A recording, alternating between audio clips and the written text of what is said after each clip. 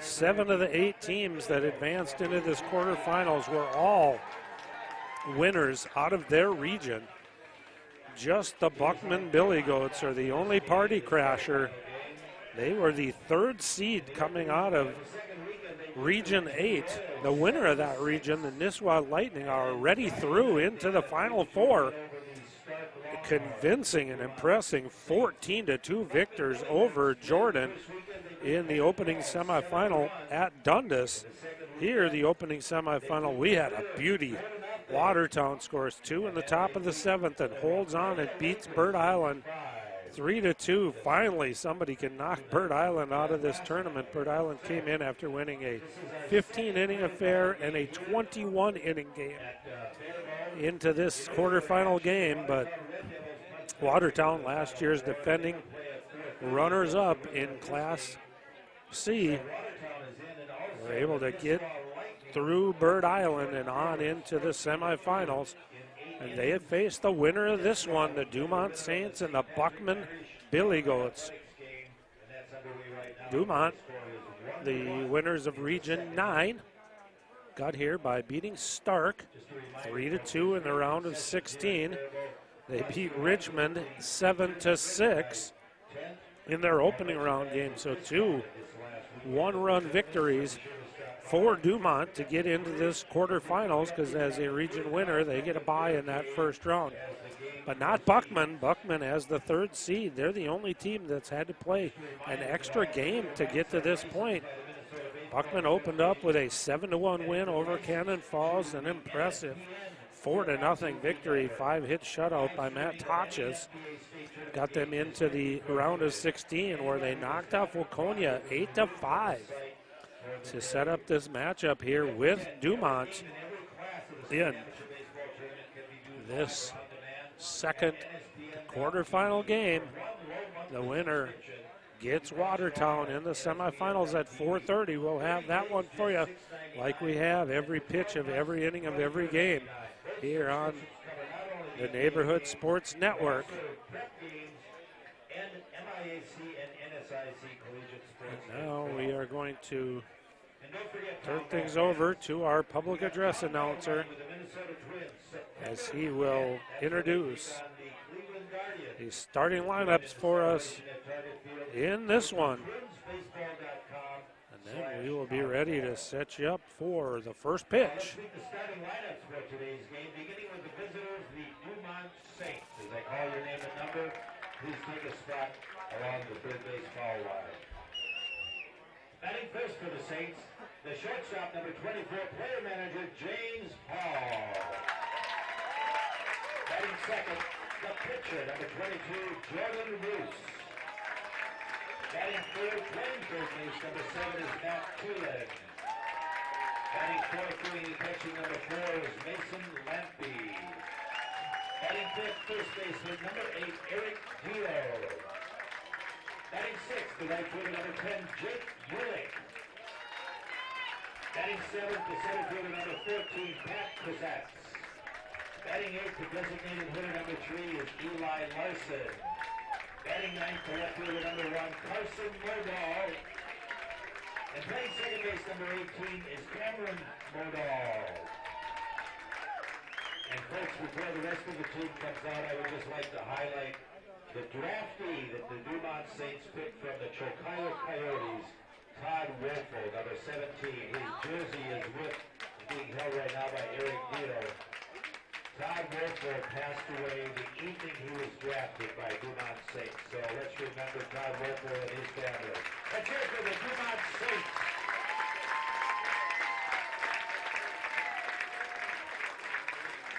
Now for your home team from Region 8, the Buckman Billygoats. Batting first, the center fielder, number 7 is Matt Totches. Batting second, shortstop, number 8, Lane Goots. Batting third, the left fielder, number 22 is Noah Bozer. Batting fourth, third baseman, number 34, Aaron Weber. Batting fifth, the right fielder, number 51, Andrew Ruckert. Batting sixth is catcher, number 24, player manager, Matt Cummett. Batting seventh, the designated hitter, number 5 is Travis Call. Batting eighth, first baseman, number 3 is Joe Call. Batting ninth, second baseman, number 20, Jack Suska. And on the mound for the Billygoats, number 71 is Todd Robinson. They're joined by the rest of the players, and the draft is for the Buckman Billygoats. Ladies and gentlemen, let's hear it for the Billygoats. And we've already had a national anthem, so let's play baseball. All right, so indeed, let's play baseball on the neighborhood. Welcome to the neighborhood and the second quarterfinal game from Belfield in Faribault. We'll have the first pitch for you when we return after this timeout. Baseball. It's America's pastime and Minnesota's passion. The all-new Neighborhood Sports Network, in partnership with the Minnesota Baseball Association, brings you coverage of the 2022 State Amateur Baseball Tournament. Coverage is proudly brought to you by The Urgency Room, fast, flexible care. McDonald's, owners and operators of Minnesota and Western Wisconsin. Find your golden opportunity at mcdonalds.com/careers. The Star Tribune, your home for the best prep coverage. And by the Minnesota Twins. Welcome to the neighborhood. Now, let's get out to the ballpark.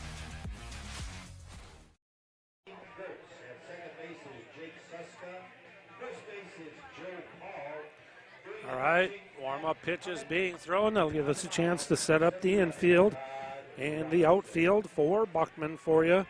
The catcher is Matt Cummett. First base, Joe Call. Jack Suska plays second base. Aaron Weber at third. Lane Gertz at shortstop. Noah Bozer in left. Matt Tachis in center. And Andrew Rickert in right for the Buckman Billygoats, who will hand the ball over to Todd Robinson. Face a Dumont lineup of James Paul, Jordan Roos, Matt Thielen, Mason Lampy, Eric Deal, Jake Ulick, Pat Casatz, Eli Larson, and Carson Modal. Just about ready here for our second quarterfinal. The winner of this one turns around and plays again right away. A true doubleheader for the winner of this one. And they take on the Watertown Red Devils back in the semifinals, the Final Four for a second straight year. They're the Class C runner-up. Sobieski, the winner last year from Class C, got bumped up to Class B this year. So no defending state champion in the field here in Class C. We're going to crown a new state champion, and one of these two teams will be in the Final Four. The first pitch is a strike, and Paul dribbles one down towards second base. Suska comes over with the glove hand, underhand scoops it to Joe Call at first. So an excellent play there, using the glove by Suska, and on the run rather than trying to transfer that ball from glove hand to ball hand, which can be difficult to do on the run. He just decided to scoop it out of his glove and did so on target to Joe Call. And out number one, James Paul, is recorded here in the top half of the first inning. Strike called then to Jordan Roos. So Dumont, located way out in the western part of the state of Minnesota, out near Wheaton, Graceville, Clinton, Beardsley area. Not surprised to see a lot of Wheaton, Wapaton, North Dakota, Sisseton High School, Paynesville represented. Drive into deep left field off the bat of Jordan Roos. That's going to one hop off the wall. Roos kind of saunters his way around the bases.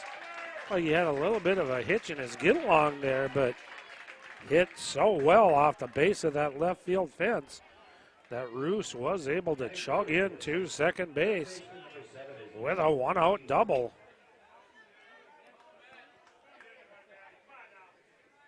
So Todd Robinson, starting pitcher out of Little Falls High School. Buckman out in that Foley, Piers, Little Falls area. A lot of Piers High School graduates represented on the team.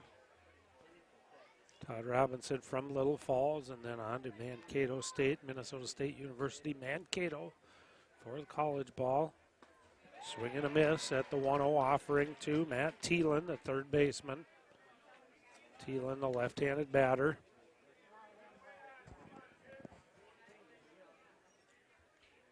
Wheaton High School, and then Crookston, Minnesota University of Minnesota, Crookston to play college. One hopper. Suska backhands that one. Fires it over to Call. 2 away on the play. Jordan Roos will move up to third base. So sandwich a double between 2 ground balls. Out to Suska at second base. And Jordan Roos now is 90 feet away with the potential first run of this ball game. And blocking that one nicely is the catcher. He was introduced as the player manager, so he also manages this team for Dumont. Does the catcher Cummett. Did a nice job of blocking that one to keep the runner right there at. I'm sorry, that's for Buckman in the field, not Dumont. Swing and a miss. So Cummett from Piers, and then Bemidji State also manages the team. So 2 balls and 1 strike now to Mason Lampy, the catcher. Drive deep left field, away back out there. A goodbye baseball, and Mason Lampy, 2-run home run, has opened up the scoring here for the Dumont Saints. A towering blast over that 20-foot high wall. A salute to the crowd and a step of the plate, and Mason Lampy drives a 2-1 pitch from Todd Robinson up and out of here, and quickly Dumont is on the board. Big 2-out hit. It's a 2-run clout off the bat of Mason Lampy. And the Dumont Saints are out to an early 2-0 lead here. And a line drive and a base hit. First pitch swinging by Eric Deal.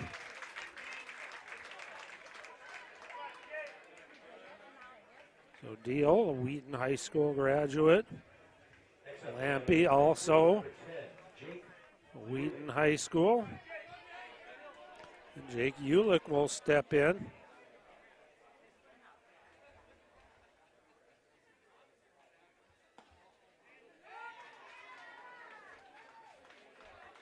Strike called to Ulick. So they follow up the home run with back-to-back singles with Deal and Ulick, as Ulick just grounded that one in the hole between Weber at third and Gertz at the shortstop. And Dumont saying 2 is not enough. Let's try to add more here in this top half of inning number 1, as these 2 teams try to work their way into the final 4. And first pitch swinging, Pat Casatz pulled that one foul. A 1 strike on the center fielder, Casatz, Wapaton, North Dakota, and then Valley City State for college. Another chopper. So a couple of at-bats here that Casatz has been out on that front foot a little bit on, and just chopped foul. Behind in the count. No balls, 2 strikes. Does have runners at first and second. Off-speed pitch misses off the outside corner. So we're to the point in this tournament where pitching depth really starts to get tested. Swinging a chopper, foul back behind home plate. Both of these teams played already once this weekend. If they win this one, then 2 more games to try to claim a state championship. So to win this, you got to win 4 games over the course of 3 days.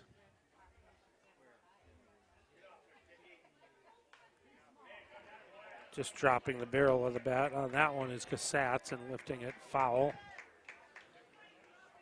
Dumont actually did catch a little bit of a break. They played one of the 2 Friday night games this weekend, beating Stark 3-2. Now they turn around and play here on Sunday. And Casats swings and misses and could have kept running because there are 2 outs, but when Cummett made the block of it, he just gave himself up, and Cummett tagged him out. But it's a 2-run top half of the first inning for Dumont.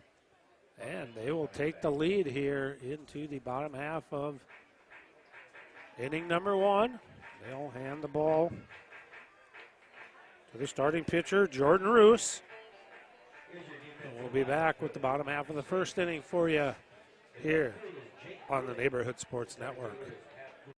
PrepSpotlight.tv made history in 2020 by live streaming every game of the Town Ball State Tournament. History is happening again. PrepSpotlight.tv has been great, but it's becoming greater. Introducing NSPN.tv. The Neighborhood Sports Network launches this week with end-to-end coverage of a fantastic Minnesota sports tradition, Town Ball. See every game for a new fan-friendly monthly fee. Join for Town Ball State Tournament games, then stay for the high school and college seasons. NSPN.tv will provide subscribers with an abundant supply of local sports content, featuring live events called by local play-by-play professionals, comprehensive highlights, featured stories, weekly shows, documentaries, and video podcasts. Welcome to the neighborhood. NSPN.tv. Back here, an update from Dundas. St. Patrick leads the other semifinal over Delano 2-1 in the third. Can always switch over. Every game is available here on the network, and you've got the package. Steve Thompson with the familiar voice from WCCO Radio on the call for us on that one. So if you want to keep abreast of both of these quarterfinal games, we got them for you here on the network, the Neighborhood Sports Network. Your home of every pitch, of every inning, of every game of this Class C amateur state baseball tournament. And starting right out with 2 strikes called to Matt Tachis is Jordan Roos. Behind Roos. Defensively, actually, Lampy is in front of him. He hit the 2-run home run to get things started here. So 2 balls and 2 strikes now to Tachis. Eric Deal at first. Cameron Modal at second. Reaching out, chopper to short. That's Gertz. His throw is high over the head. Actually, that's the shortstop, Paul. Threw it over the head of the first baseman, Deal. So Tachis will reach on the air. Charge to the shortstop, James Paul. So it's a leadoff base runner for Buckman. Trying to answer here to the 2 that Dumont put up. Third baseman is Matt Thielen, and James Paul, the shortstop, who just committed the error. Carson Modal in left, Pat Casats in center, and Jake Ulick in right for the Saints. And it'll bring up Lane Gertz. Gertz takes a ball. Roos likes to work quickly here. Line drive, center field. Drifting over to the right is Casats. He will reach up and able to put that one away. So Gertz hit it well on a line out to center field, but Casats was able to slide over a couple steps to his right, reach up and put it away. So one away, and Noah Bozer, the left fielder, will step in. Buckman played yesterday at 1:30 in an 8-5 victory over Waconia.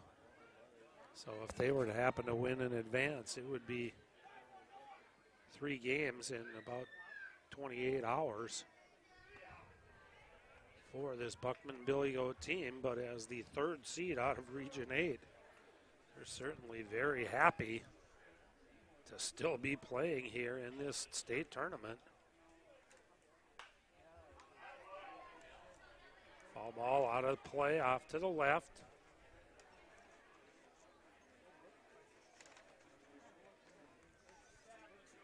Off the bat of Bozer. Bozer, a Bemidji State Beaver out of Pierce High School. Fouls another one. Out of play and off to the left. As mentioned, Buckman has nobody on their team who actually resides in the town of Buckman, but from passing through that town out pheasant hunting in that area, there's not a lot of people who call Buckman home. So Pierce, Little Falls, well represented on this roster. Sauk Rapids, sprinkle in a Pipestone and a Foley. Runner goes and foul back and out of play again at 2-2. So Bozer and Roos in a little bit of a battle here. Bozer continuing to spoil off those pitches from Jordan Roos. Painesville High School and then Jamestown, North Dakota for college. Just leaning a little bit there, but was able to adjust quickly enough and easily get back to the bag at first, standing up. And Roos comes set, 2-2.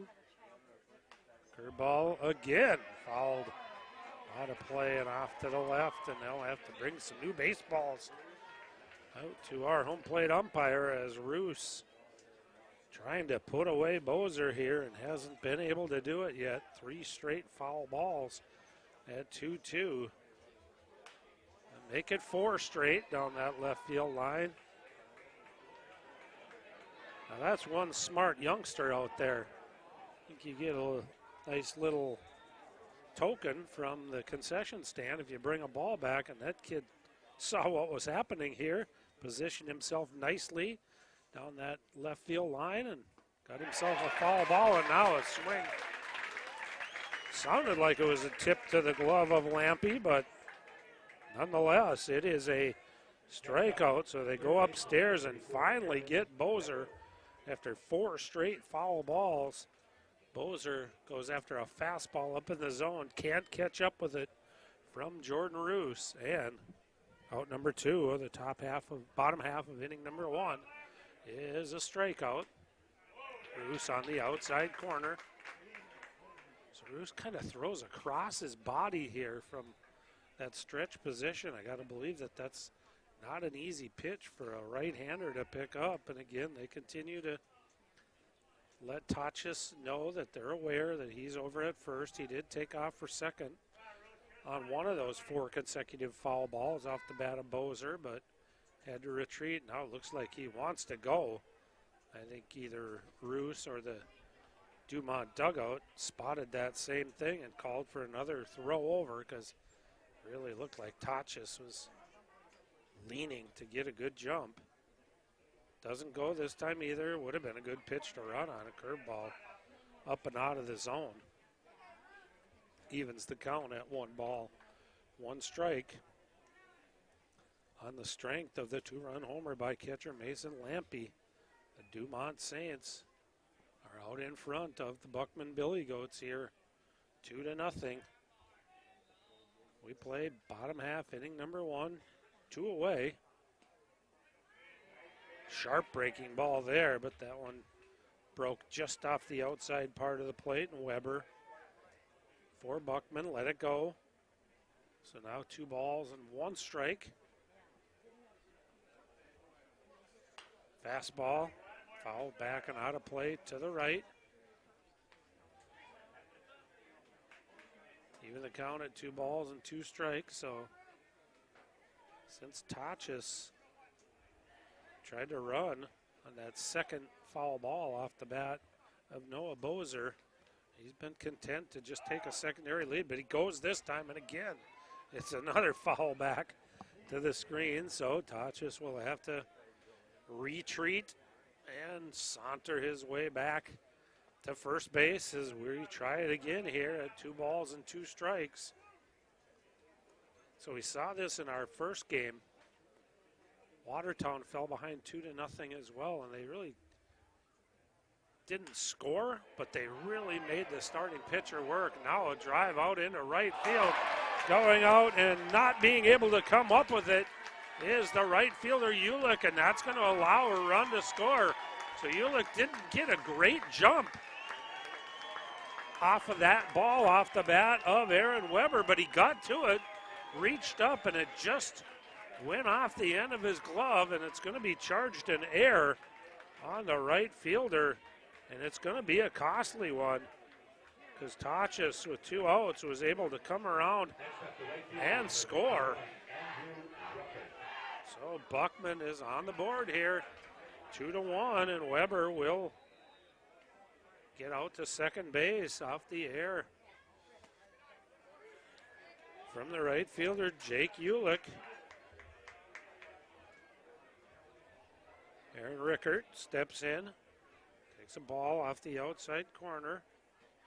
So a costly error for Dumont there. It gives Buckman a run here back in the bottom half of the first inning and have another runner out there in scoring position in a 2-ball, no strike count on the number 5 hitter in the lineup, Aaron Rickert. The Dumont should be out of this inning and back in the dugout with a 2-0 lead. They move, and they pick the runner off of second base.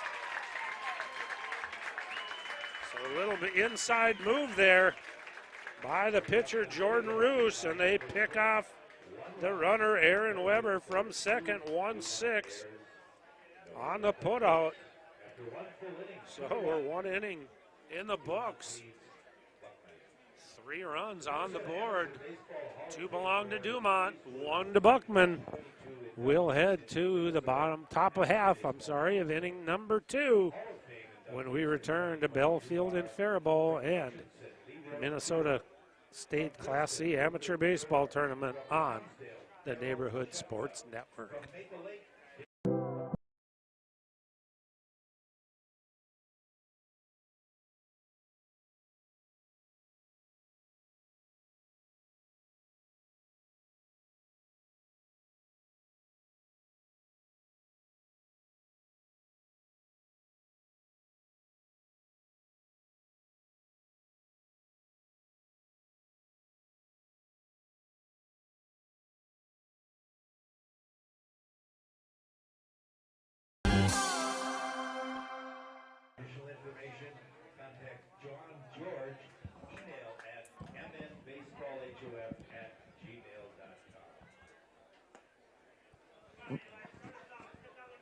All right, runs on the board for each team. 2 for Dumont on the booming home run off the bat of Mason Lampe. Then Dumont got back-to-back singles from Deal and Ulick, but Casats struck out to end the inning. They settled for 2. And then Buckman off the air by the right fielder, Jake Ulick, gets a run. And first pitch swinging, Eli Larson grounds it to Suska at second. Suska's been busy over there. Third 4-3 putout already in this one. For the Buckman Billygoats, easy play there. And 1 pitch and 1 out. Carson Modal will step in.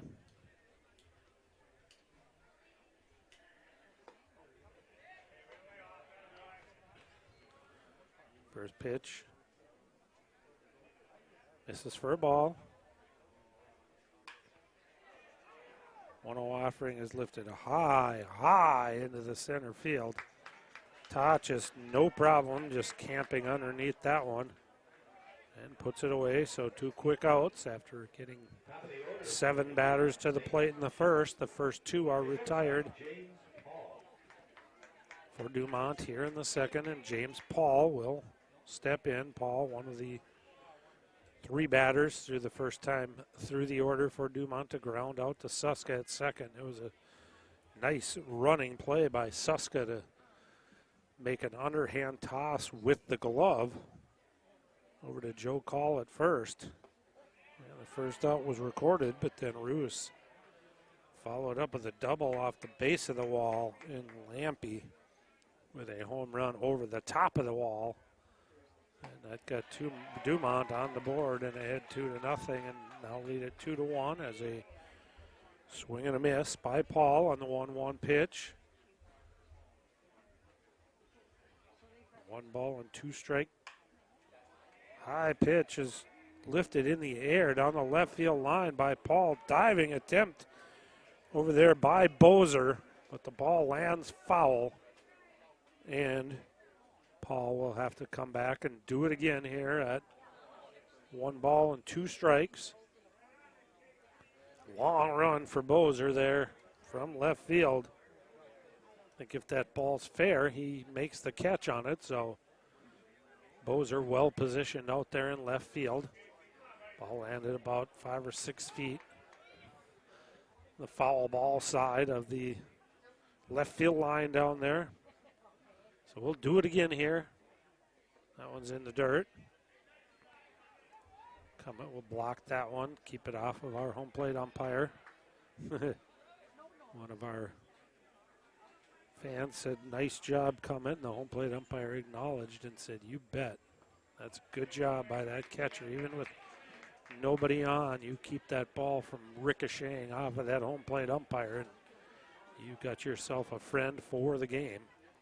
Another one in the dirt that Cummett has to block, so we're full now to Paul, and that one misses away, so 2-out base runner for Dumont.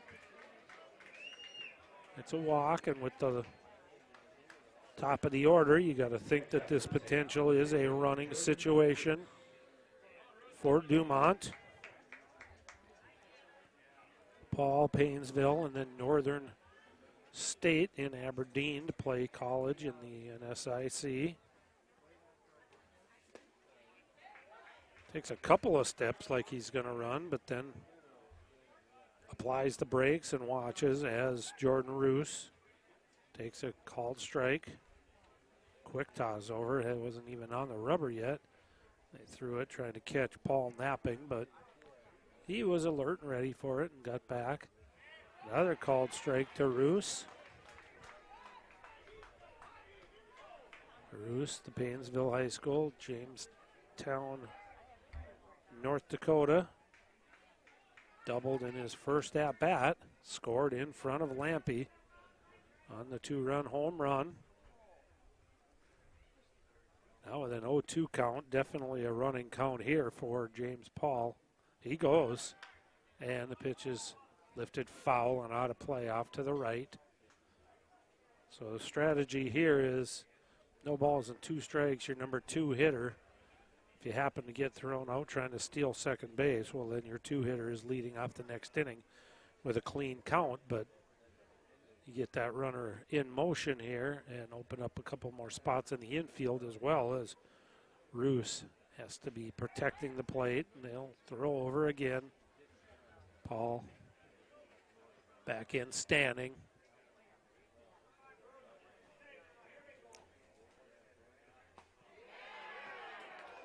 Pitch misses off the outside corner.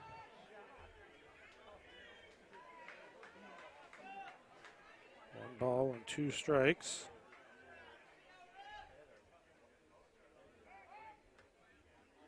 They check on Paul again over at first.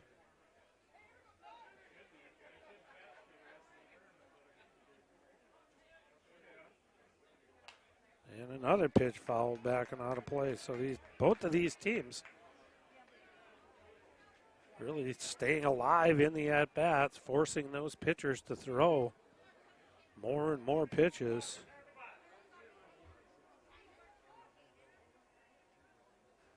Both the pitchers. Runner goes, throw down, and missing with the tag is the second baseman, Suska. It was a one-hop throw, and Suska had to kind of come in front of the base to field the throw and try to swipe tag, but he missed the base runner, Paul. And as the pitch missed for a 2-ball, 2-strike count, now Paul is at second base with 2 away for Roos here and an opportunity maybe to tack on a run.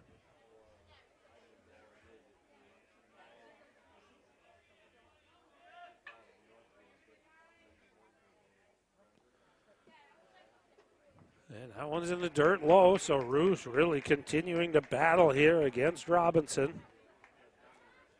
Falling behind. No balls and 2 strikes. Fouling off a couple of pitches. He's worked it to a full count now. And fouls another one off. So Roos thought he should have done more with that pitch, but that pitch looked like it was maybe up and out of the zone a little bit. I think he did a good job to just spoil that one off and maybe try to live to get a little better one that he can drive here at 3 balls and 2 strikes. Base is open at first now. And a swing and a miss. So Robinson just kind of kept moving a little bit further and further out, and finally got one that Roos could not catch up to. So they strand a 2-out base runner out at second base. And Buckman is able to put the first 0 on the board defensively here. They trail it 2-1. They'll have Rickard, Cummett, and Call. So it sounds like Delano has tied things up 2-2 over at Dundas. We're working our way towards the final 4 here. The Class B tournament is down to their final 2 combatants. Champlain Park comes out of the bracket of the teams with a loss. They get by Meesville to set up a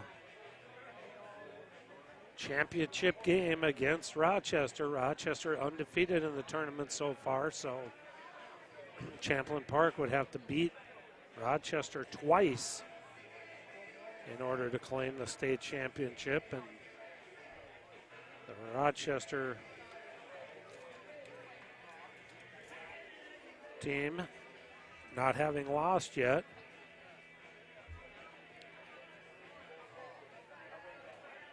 We'll just need to win one more game. The Royals of Rochester. I think the Class C team is called the Honkers.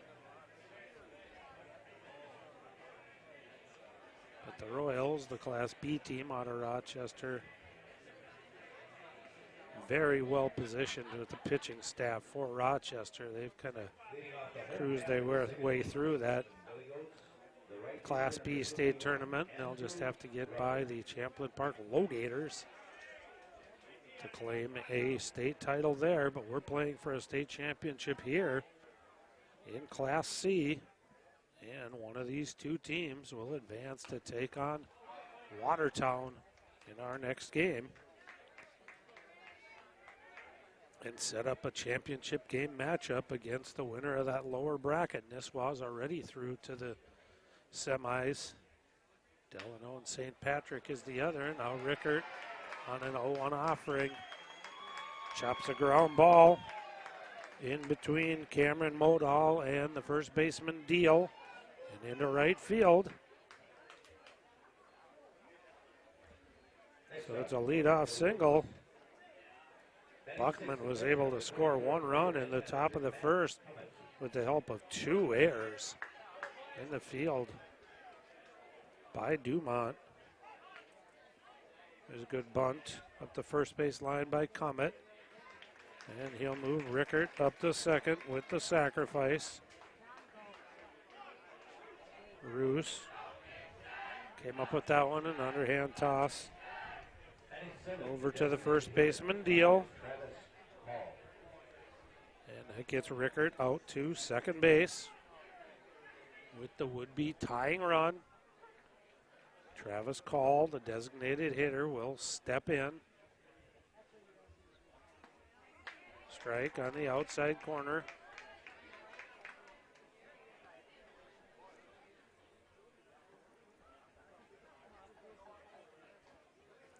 A good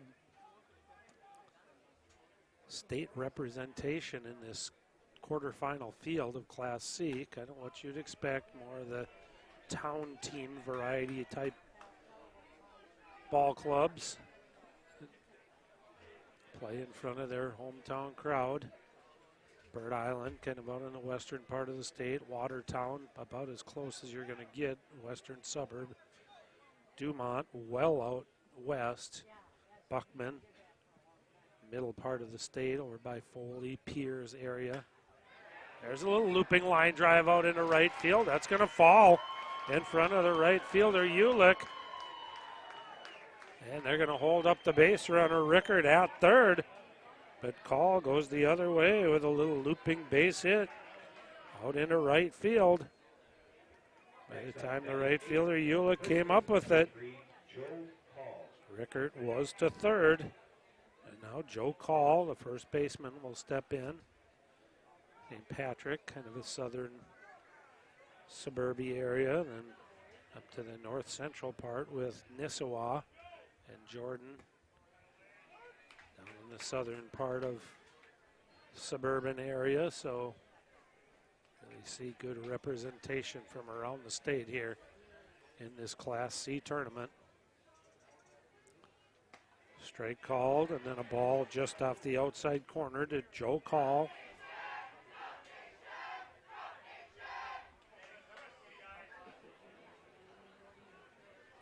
Piers and Fergus Falls Community College for Call.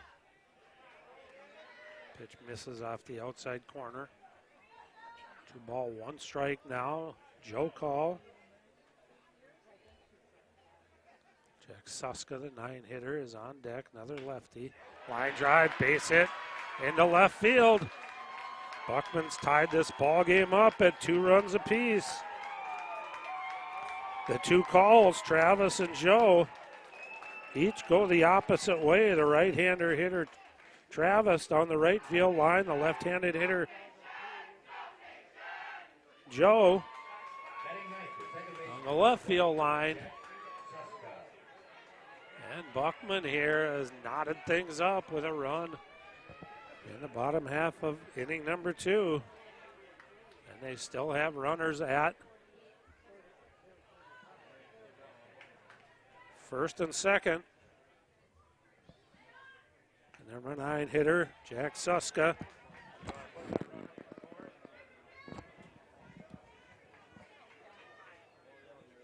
Takes a pitch off the outside corner.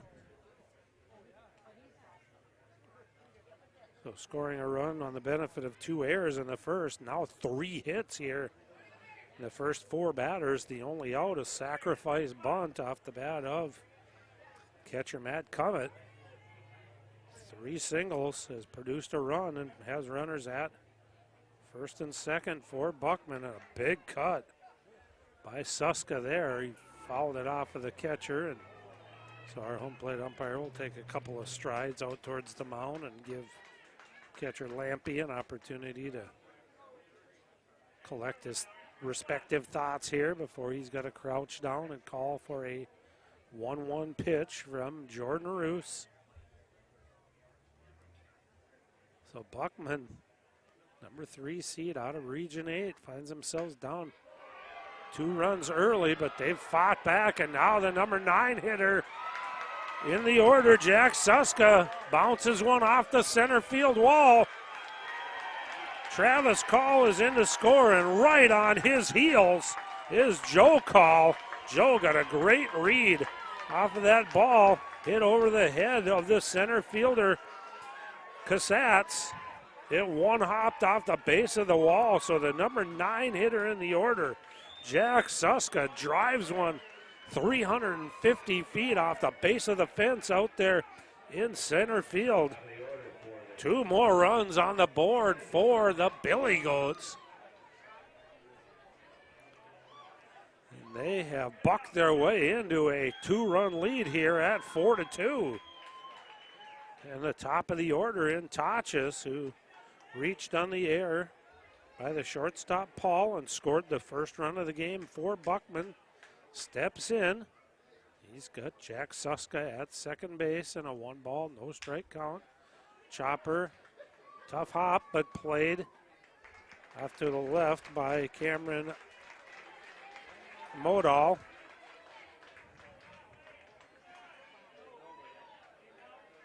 And throws out Tachis on the play. Suska moves up to third. And Lane Gertz will step in. Gertz hit the ball well his first time up, but lined it right at the center fielder, Casats. Takes a strike on the outside corner. Roos will work from the windup here with a runner at third and 2 outs. Little lollipop curveball drops in there for a strike. It's really slowed the motion down there on that one. 12-6 curveball. Ahead in the count, 1-2. Ground ball. Diving stop by Modal. He is up with it and not in time to get the hustling Lane Gertz, and that's why that ground out off the bat of Matt Tachis, really even with 2 outs, was a productive out. Getting Suska over to third, and he is able to score on the infield single. Off the bat of Lane Gertz, it's a 4-run bottom half of inning number 2 here for Buckman. And after falling behind 2-0, 5 straight runs for the Billygoats, and they have themselves a 3-run lead. 5 hits in the innings now, inning for Buckman, and a 2-ball, no strike count to Noah Bozer. Gertz off with the pitch. So again, staying very aggressive here. Buckman, they know that they've got kind of Dumont reeling a little bit on their heels. So at 2-0, expecting a strike pitch to Bozer. They started the runner, Gertz. Try to open up some holes in the infield. Now here's a drive out into right field. Giving chase. Having to play this one off the wall is the right fielder, Ulick. Around third comes Gertz. He's going to score. It's a 5-run inning and a 6-2 lead for the Buckman Billygoats. Noah Bozer drove that one over the head of the right fielder, Ulick. He knew it. He just took off running for the ball. Got it off the base of the fence. But by the time he retrieved it in, Bozer was at second with a double, and the Buckman Billygoats are going to chase Jordan Roos here with 2 outs in the bottom half of inning number 2. 5 runs, 6 hits in the inning. Add on to the 1 run that they got in the top of the first, and it is a 6-2 lead for the upstart Buckman Billygoats against the Dumont Saints here. So Jordan Roos will go to the dugout and get a new glove. He's going to have to take a different position in the field as he will make way for the new pitcher coming in for Buckman here. Looks like it's going to be number 7.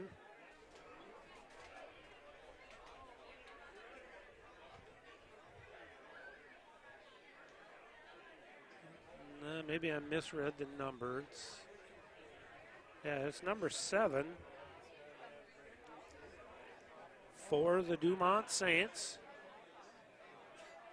Matthew Thielen will come in. So Thielen from third base will come in to pitch.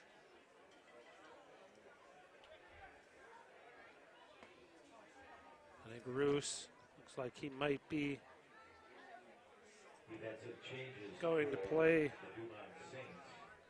third base. Number 7, Matt Thielen, moves from third base to pitcher. And he's now pitching. Pitcher Jordan Roos, number 22, is now playing second base. Roos goes to second. And we'll have a new third baseman as well.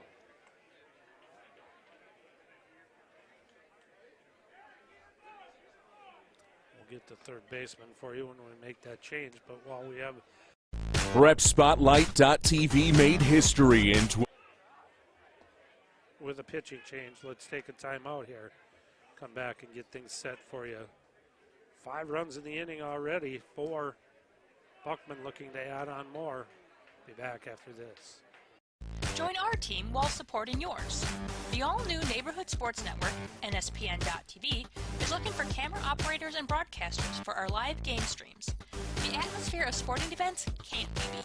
Be a part of the action with flexible scheduling and guaranteed game rate pay. If you're a student or adult looking for an opening into the world of sports media, or to just make a little extra cash, send us an email at jobs@nspn.tv. Welcome to the neighborhood. All right, so Cameron Modal will move from second to third. Roos from the pitching mound to second, and the new pitcher is Matt Thielen. As Buckman sends the 9th hitter of the inning to the plate here in Aaron Weber. Weber hit that fly ball out to the right fielder, Jake Ulick, and he dropped it, allowing Buckman to score their first run back in the first inning. And now Weber with a chance to drive another run in here, but with first base open, Matt Thielen misses with the first 3 offerings to Weber, and 3 balls and no strikes. So coming in from a fielding position, you just don't have that time to get that arm as warmed up as if you could go to the bullpen. That 3-0 offering, this is outside. You'd think that potentially at 3-0, that might get the benefit of out and get called a strike, but our home plate umpire rose right up. Did not raise the right arm, and it's a 4-pitch walk to Weber, and Rickard, who got this whole inning started with a ground ball base hit into right field, will come up for the second time in the inning and takes a ball. That pitch misses down and in. Rickard out of Foley High School. We'll see a 2-0 pitch here. Strike on the inside corner. Rickard kind of wears his emotions on his sleeves when he plays after he got a base hit, and Travis Call singled him over to third. He was very excited. Now pop up in the infield. Roos and the shortstop, Paul, come together, but Roos is significantly taller than Paul and puts it away. So on the pop out to second, they do get the last out here of the third inning, but not before Buckman sends 10 to the plate. They score 5. And new score here from Bell Field after 2 innings of play. Buckman 6, Dumont 2, and it's back to Faribault after this timeout on the Neighborhood Sports Network.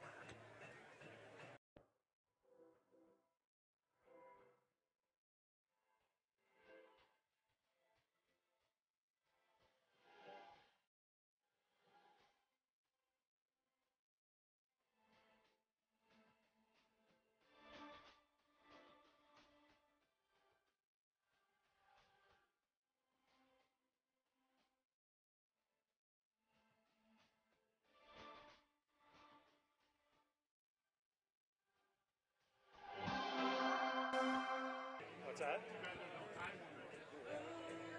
Yeah, exactly. Just a reminder, folks, there is no smoking and no vaping inside the stadium fence.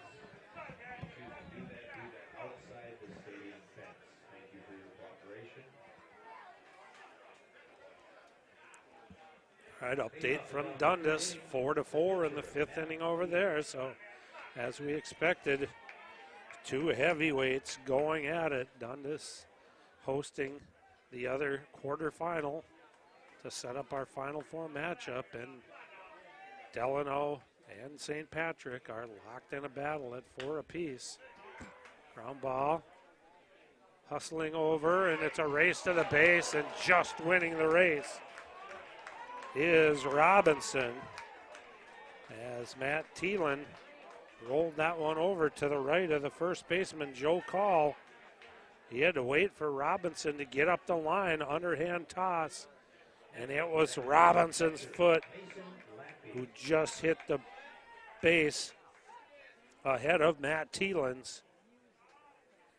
And 3-1 is the putout. Another ground ball to third, nicely scooped up by Weber there. Easy toss across to Call. So after putting a 5 spot on the board, Buckman sees their pitcher, Todd Robinson, roll over 2 ground balls off the bat of Thielen and Lampy. And 2 quick outs here, so let's see if Eric Deal, who singled after Lampy homered in the first, doesn't look at a couple of pitches here and at least make Robinson work in this inning, and he does. Takes strike 1, and Robinson, understanding the situation, comes right after the left-handed batting Eric Deal. Deal hooks another one into right field. They got a chance to throw him out at first, and they do. So you don't see that one very often in baseball, but the 9-3 putout, right fielder Rickert got over on that hard hit ball, hit off the bat of Eric Deal, and in 4 pitches, 3 outs, and the top half of inning number 3 is quickly in the books. We're going to head to the bottom of inning number 3 here. Buckman 1 in the first, 5 in the second. We'll try to add on even more here. Again, winner of this one turns around and plays right away in their semifinal matchup. So while you have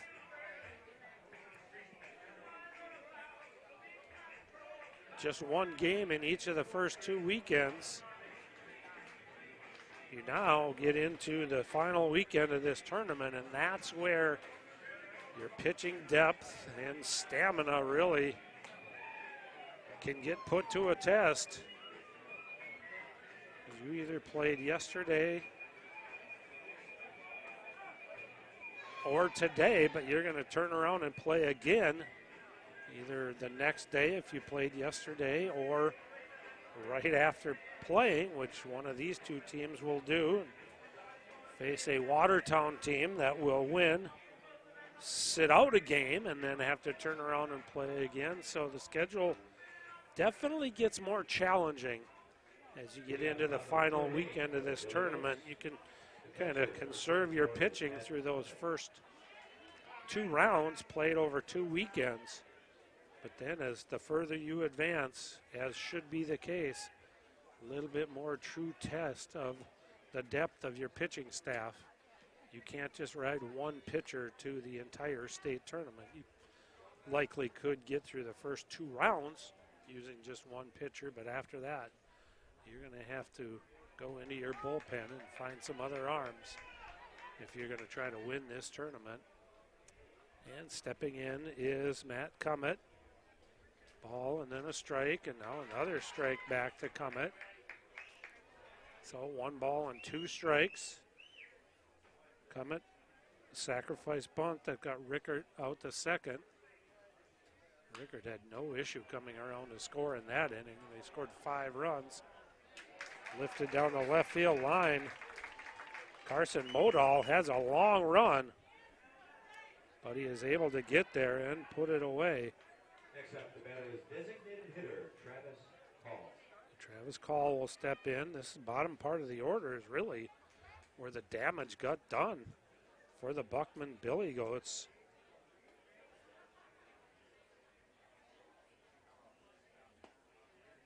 Three straight hits from their 7, 8, and 9 hitters. Travis Call, Joe Call, and Suska with a booming double to center field.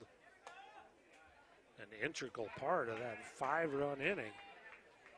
And Travis Call, designated hitter, takes a ball inside at 1-0, so 2 balls and no strikes. That one catches the letters. 2-1 now to number 7 hitter in the order. Right-handed batter, Travis Call. Curveball, he just confidently takes that pitch.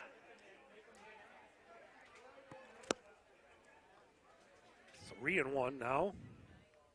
And pitch misses off the outside corner. So it's a 1-out walk. To Call. Second walk of the game. First given up by Thielen since he moved over from third base onto the pitching mound. And the pitch misses inside. Joe Call, who singled down the left field line in his first at bat, drove in a run. Now ground ball fielded nicely by the first baseman Deal, and then he throws it in to left field. Third error of the game now already being charged against Dumont. So Deal made a nice scoop on that 2-hopper off the bat of Joe Call. Tried to fire it over to the shortstop Paul covering, and he threw it way right. Oh, Paul, who had no chance to turn around and make a play on that one. Suska, little looper over third base, and that's going to just get over the head of the third baseman, Cameron Modal, and land foul over there just past the Dumont dugout. 1 strike. Suska had that double out into center field over the head of center fielder Casats. Big part of that 5-run inning. Big cut, so and at this number 9 spot in the order, the second baseman Jack Suska does not get cheated on his cuts, but is behind in the count now. No balls and 2 strikes. And that pitch gets away. Thinking about going to third was Travis Call, but it didn't get far enough away from Lampy for him to try to move up a base. So he'll stay there at second. 1 ball, 2 strikes. Gotta be careful with those waste pitches with runners on base like that. That one gets by, and now you move those runners up a base. Chopper is fielded foul. So Deal showing off some leather over there at first base. That one was foul, but still, Deal was able to make a backhand scoop on it. Problem has been with the throwing arm for Deal as he fired one after making a nice scoop out into left field. Good job of backing up by Carson Modal to not allow the runners to move up on that errant throw, but still an opportunity to get an out at second. Went by the wayside, and now it's runners at first and second. And a 2 ball, 2 strike count to Suska as that pitch just missed off the outside corner. Ground ball up the middle. On a second for 1. Aren't going to be able to get Suska. So Paul flipped it over to Roos. Paul went down to the ground to field it. Took a little extra time getting it to Roos. Roos tried to make the turn, but couldn't get a lot on the throw either as he was covering from further into the hole with a left-handed batter up. So They're able to get one on the force out. Just was not quite hit hard enough for the shortstop Paul to take it himself and try to turn the double play. So they made sure and got the one. And now Tachis will step in, and off-speed pitch is inside and has to be blocked down by Lampy.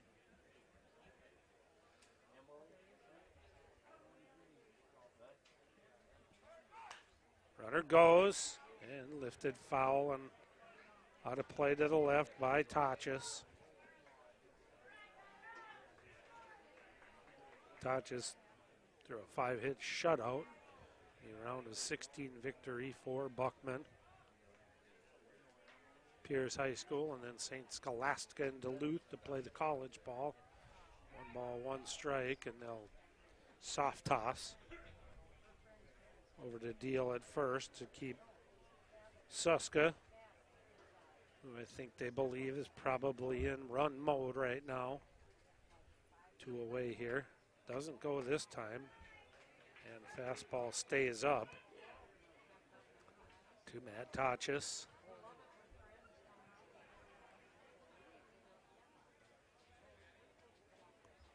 Runner goes.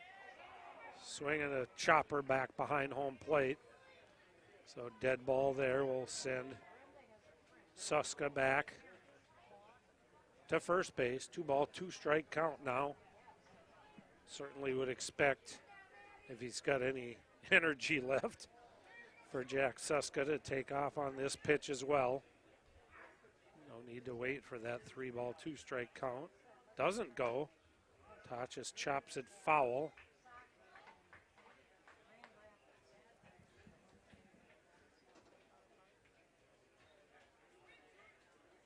So just trying to keep this Dumont defense honest. Suska's taken off for second twice. Doesn't go again. Back up the middle. It's knocked down by the pitcher. Thielen recovers and gets it over to the first baseman Deal in time to get Tachis running up the line. So a hard hit ball, but right back at the pitcher. Matt Thielen, he knocked it down, recovered in time, and they strand a couple of runners, do the Billygoats, but they continue to hold on to a 6-2 lead, and we'll come back with the top half of the 4th inning for you on the Neighborhood Sports Network after this timeout. Fast and flexible care. Count on the urgency room for expert medical care when you need it most. Visit us in person. Broken bone, chest pain? We're in Eagan, Vadnais Heights, or Woodbury. Online care. Sinus infection? Strep throat? We offer easy online care. Major to minor, we can provide the level of care you need. Visit urgencyroom.com. Mobile check-in now available.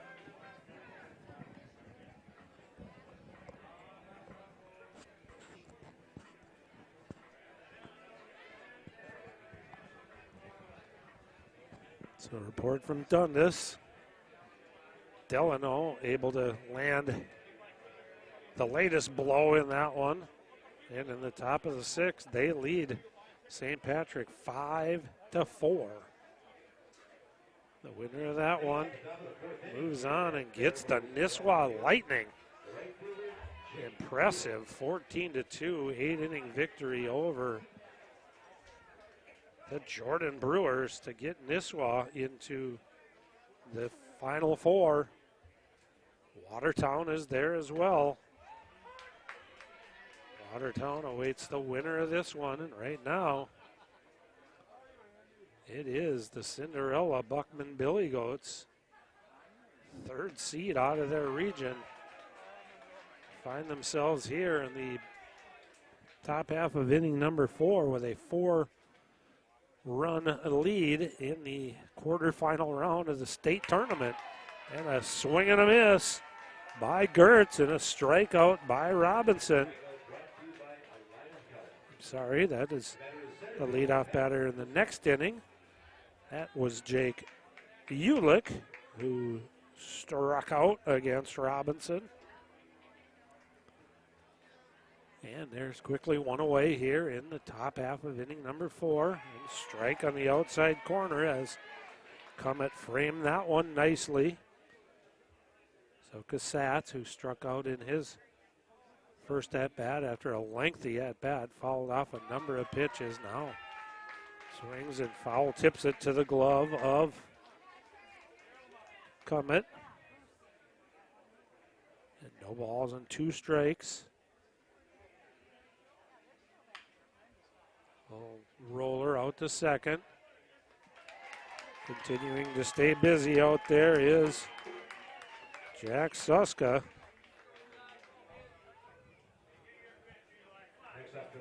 Fourth 4-3 put out of the game here in this one, and now suddenly Todd Robinson is kind of settled down here for giving up that 2-run home run and then back-to-back singles to Deal and Ulick. He's retired 8 of the next 9 batters and going to make it 9 out of 10 as a line drive out towards Tachas, and he casually moves his way over and reaches up and puts that one away. So 7 straight and 9 out of 10 retired by Todd Robinson. And we are going to head to the bottom half of inning number 4, and Buckman looking to add on to a 6-2 lead here. More innings and more zeros that they can get out of Todd Robinson, the better things are looking here for the Billygoats. They will have Gertz, Bozer, and Weber. When we come back here for the bottom half of inning number 4. Give you a couple of looks at beautiful Bell Field here in Faribault.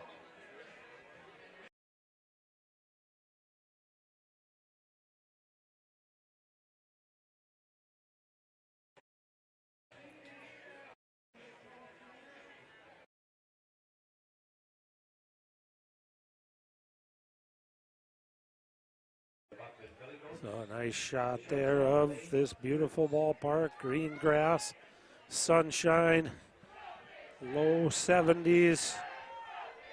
Couldn't be a more perfect day for this state amateur baseball tournament to conclude its championship weekend.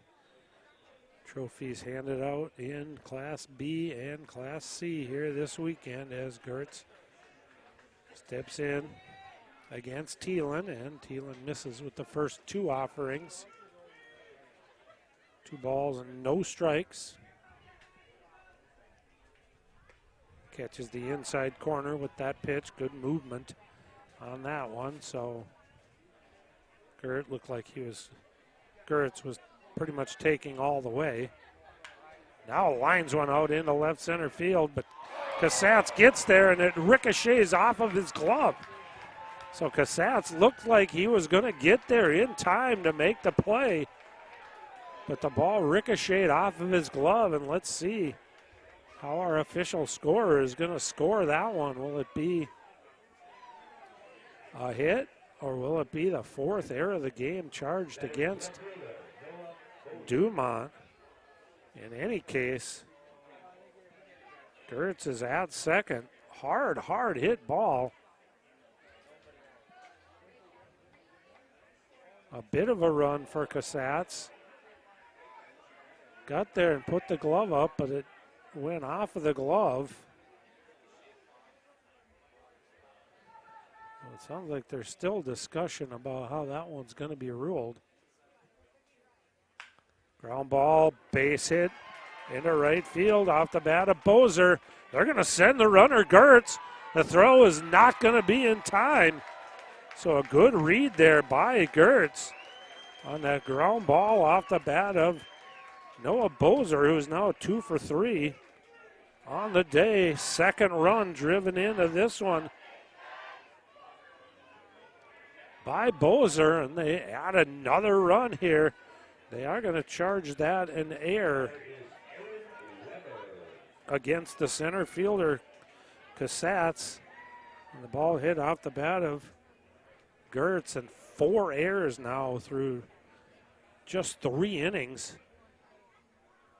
for Dumont. So after they jumped ahead 2-0, 4 batters into this game, they've seen Buckman come back with 7 straight runs and lead it now 7-2, and it's a running start from first base by Bozer. I don't know that Thielen even looked at him, because as he went into his delivery, Bozer just got an absolute running start from his lead at first base and easily stole second as the throw from Lampe almost hit his pitcher Thielen, and one hopped out to second base, but no chance to throw out Bozer. That's not on the catcher Lampe. That one is definitely stolen. Now a line drive snared out of the air by Thielen off the bat of Aaron Weber. So it is the first out of the inning, but another hard hit ball there by a Buckman Billygoat. But a good play fielding his position by Matt Thielen. And they do get out number 1 of bottom half of inning number 4, but 1 run already in for Buckman. And Bozer out there at second base. Andrew Rickert.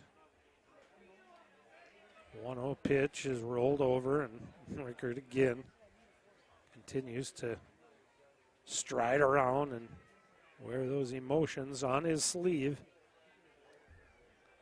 A left-hander out of Foley. Works that bat, chops one off of his inside foot, rolls out towards the pitcher. The umpire is going to want to take a look at that baseball. He'll exchange it, as Rickert looks no worse for the wear after taking that one off of his instep, but probably almost did more damage by hitting himself in the helmet with his bat, frustrated about not doing more with that pitch. Really looks like he's just trying to roll that ball over into the hole between first and second, and chops it foul. Really looks like a ground ball type hitter does Rickert.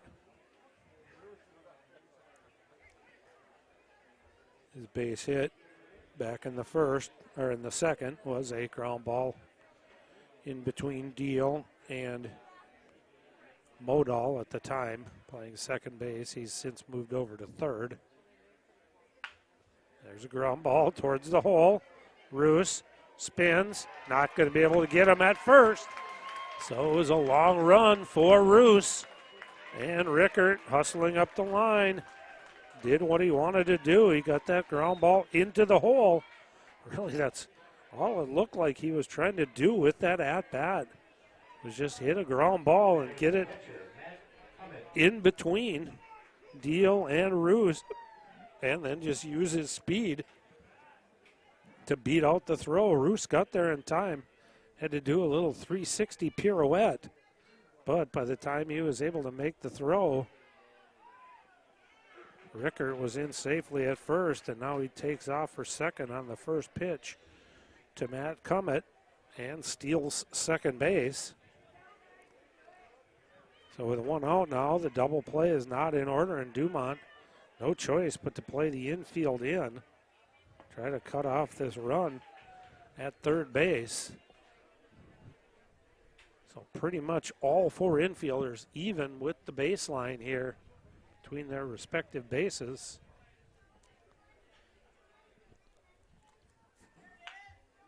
And a fly ball into center field. Cassatz is under it. He gets in throwing position. He's actually just going to throw it into the cutoff at shortstop. He'll give up the run to Bozer on the sacrifice fly. Keep that runner at second base. But it's another run in the board for Buckman. 1 in the first, 5 in the second, 2 here in the fourth, and they've got themselves an 8-2 lead. And now they're going to appeal, I believe, that the runner left early.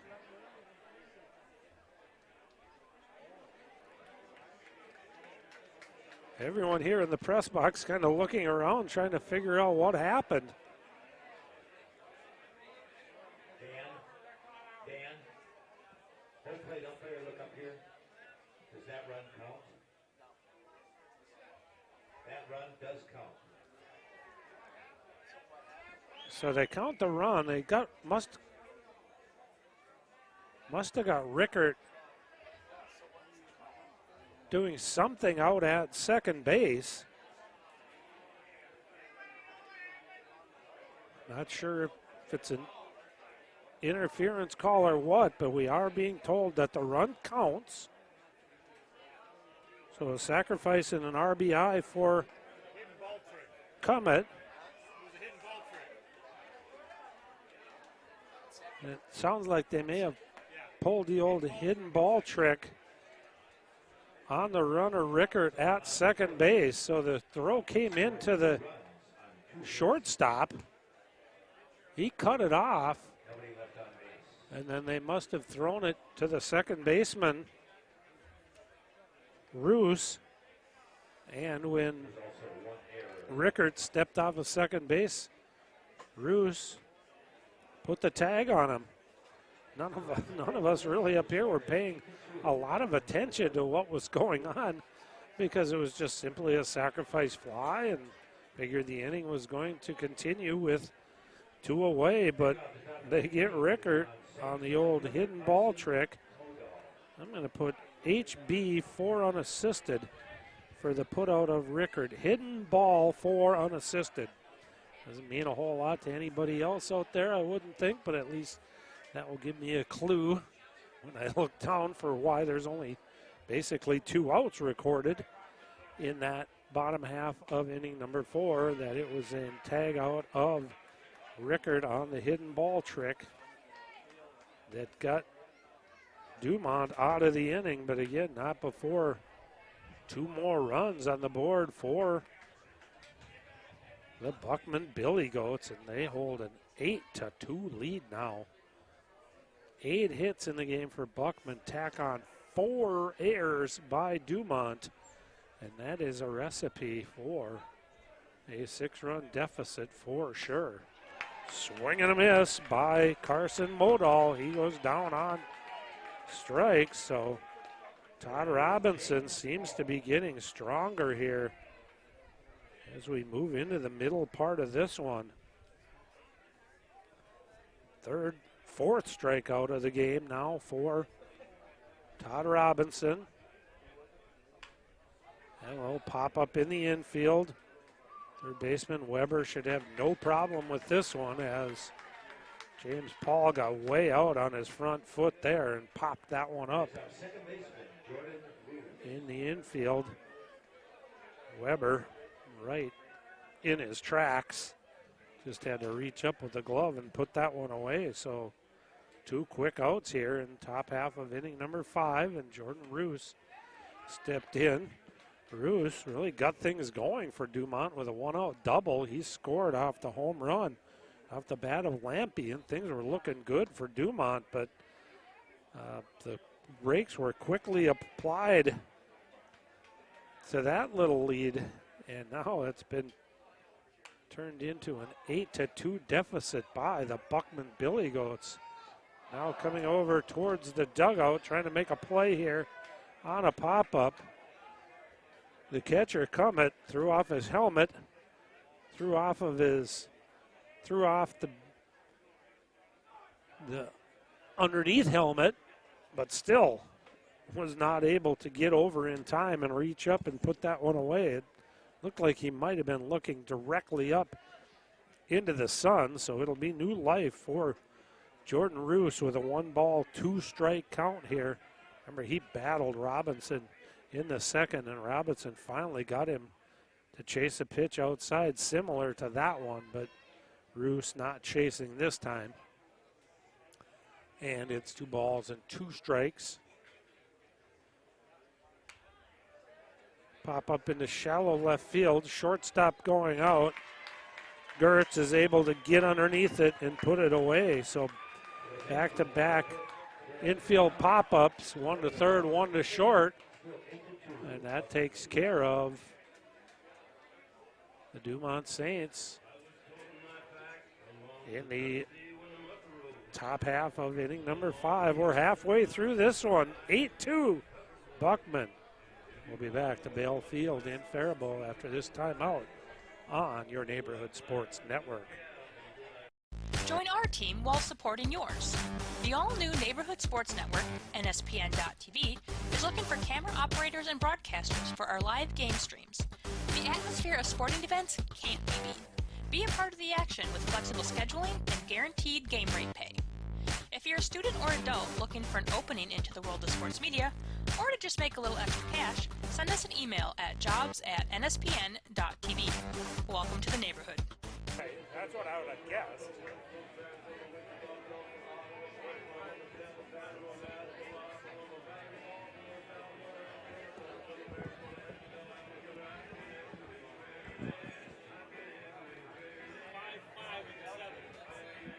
The grounds crew comes out here between the bottom and the top half of inning number 5. Does a little manicure job on the field. 5-5 over at Dundas. So the latest blow in that heavyweight fight belongs to the Irish of St. Patrick. They tie the game up at 5 apiece. Again, we have the opportunity to keep track of both of these quarterfinal games on the network, the Neighborhood Sports Network, all available with your new package. Stevie Thompson calling that one for you. I am Ron Osterman here at Bell Field in Faribault. And again, it is the upstart Buckman Billygoats.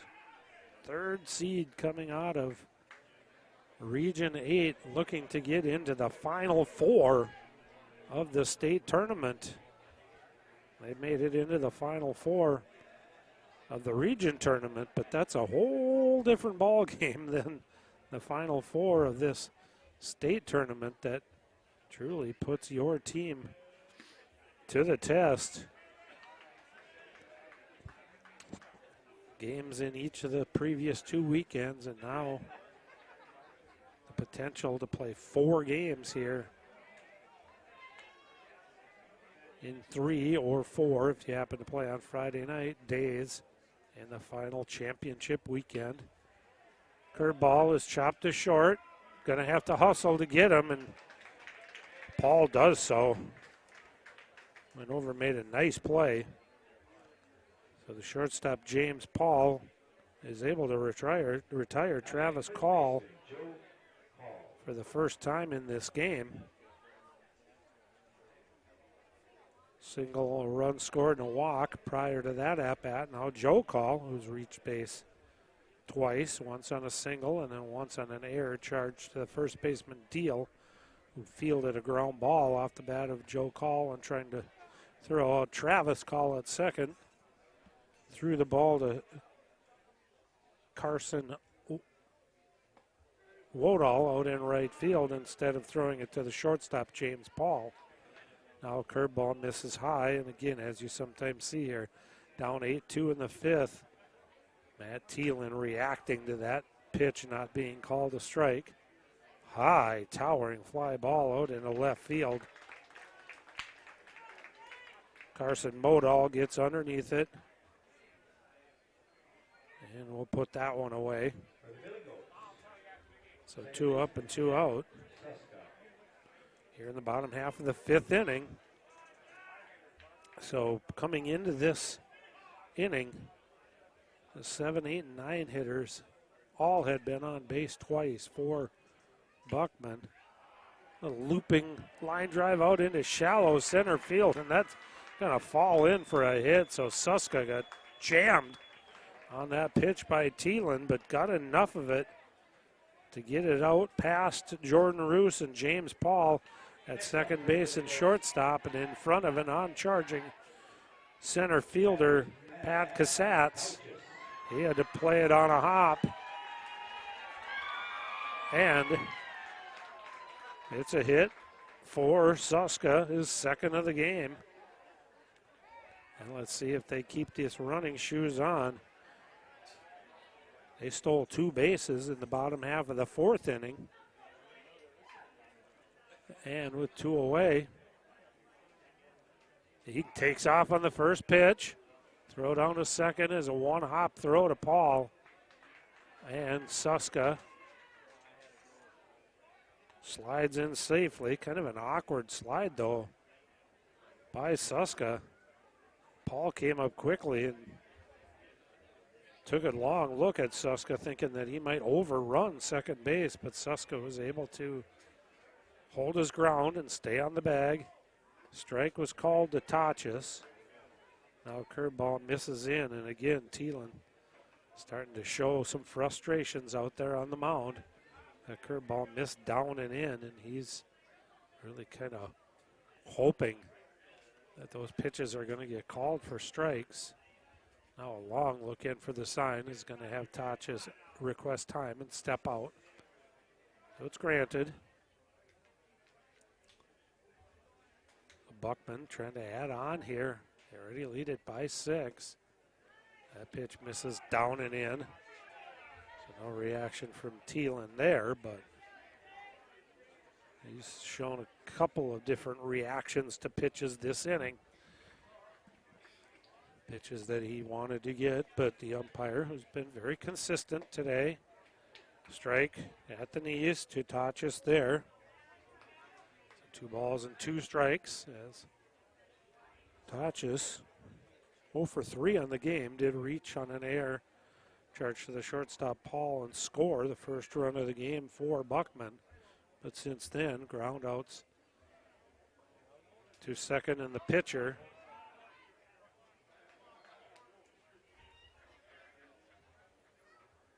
And 3 balls and 2 strikes now as that pitch bounces in, blocked by Lampe. Lampe, the only offense of the game so far for Dumont, with a 2-run home run. That curveball comes in and hits Tachis. So he was going to get his base either way, as that was going to be ball 4 and showed no signs of chasing, and looks like this is going to be it for Thielen. And I think this is a good move by the Dumont Saints, because you can tell when a pitcher's starting to get a little bit tired and run out of gas, that's when they start reacting to pitches. And when the pitches really aren't even that close to the strike zone, you know that that pitcher has probably reached the end of their rope. And then when you hit a batter on a 3-2 pitch that, again, was not really that close to the strike zone, probably a good time to make a call to the pen. And that's what the Dumont Saints do. They call in one of their draftees, and we'll have that pitching change and information for you when we come back to Belfield in Faribault after this timeout on NSPN.TV. Join our team while supporting yours. The all-new Neighborhood Sports Network, NSPN.TV, is looking for camera operators and broadcasters for our live game streams. The atmosphere of sporting events can't be beat. Be a part of the action with flexible scheduling and guaranteed game rate pay.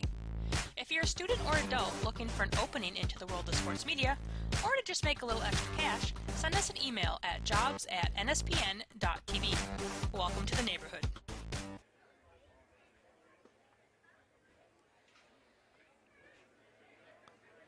All right, so Dumont will go to one of their draftees from the Benson Plowboys. It'll be Sam Lenars, the right-hander out of Benson High School, and then played junior college for baseball.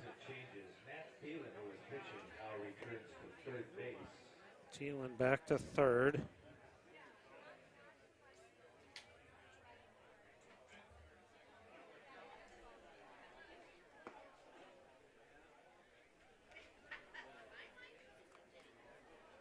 Cameron Modal, who started the game at second and then went to third. He was the defensive player. Now batting for the Billygoats, Lane Gertz. And Lane Gertz will step in, so it looks like Cameron Modal is no longer in the game for Dumont. And it would be the pitcher, Sam Lenars, that the designated hitter, Eli Larson, is batting for.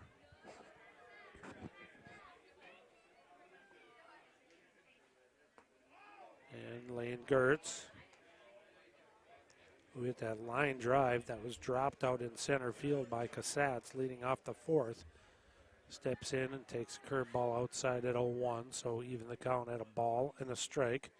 Good lead at second by Suska. Ground ball, base hit into left field. Let's see if they test the arm. They do. The throw is kind of in between home plate and third base. So the left fielder, Carson Modal, just kind of threw that one in to the third baseman, Thielen, rather than throwing it all the way through to the plate. And Suska came around to score. Buckman continues to just add on runs here. They now lead at 9-2. Still have runners at first and second. And Noah Bozer steps in, takes a strike. Backdoor curveball from Lenars. So it's an RBI single for Lane Gertz. Check swing, definitely going after that one, was Bozer. He knew it. So no balls and 2 strikes to Bozer. Bozer's already driven in 2 runs in this one.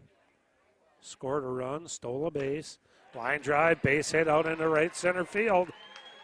Good speed at the top of the order with Tachis. He will score. Ball gets through the infield. Another error is going to be charged to Dumont as Tachis came around to score on the single to center field out the bat of Bozer. 3rd RBI in the game. And then the throw coming in got away from the cutoff from Casats. So the 5th error of the game allows the runners to move up to second and third respectively. It's another run in the game for Buckman. They have their hitting and running shoes on here. They lead at 10-2 now. And Aaron Weber steps in. Weber reached on an error by the right fielder Ulick in the first, walked in the second, then lined out back to the pitcher Thielen in the fourth. Takes a strike on the outside corner, so 0-2. Gertz at third. Bozer at second. 2 away here. 11 hits now in the game for Buckman. Curveball misses off the outside corner. So Lenars has come in here and given up back-to-back hits to Gertz and Bozer. Allowed 2 more runs to score here, and it's a 10-2 ball game. 5 large errors looming on the board for Dumont. They have more errors than they have hits at this point, and that's not a good combination on the scoreboard. Now fastball well up in the zone, taken by Weber.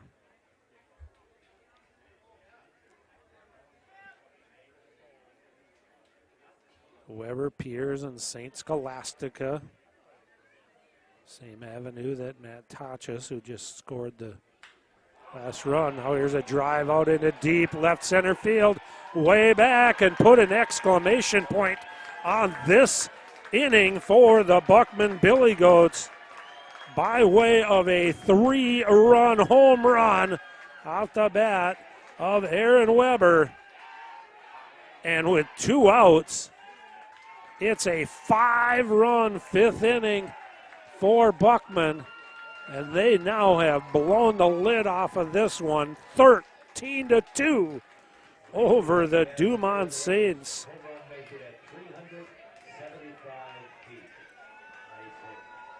So Dumont, who made it into these quarterfinals on the backs of 2 one-run victories, have now suddenly found themselves down by a big number here.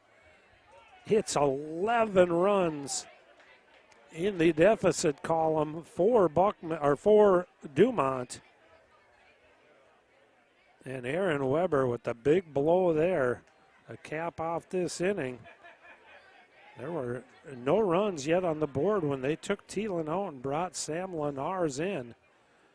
But 3 straight hits, the last one being a 3-run home run, has really blown the cap off of this one, and Buckman leads it now 13-2. And Rickard, who started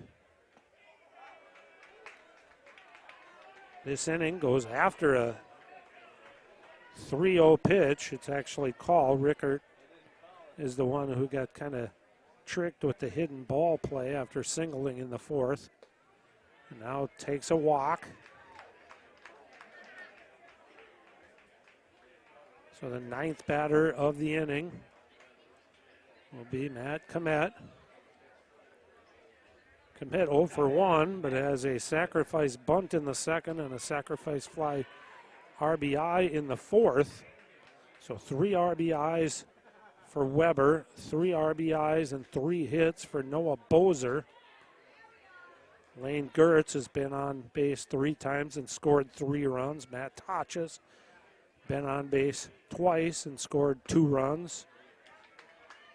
Really, it's been up and down the lineup for Buckman in this one. 12 hits already.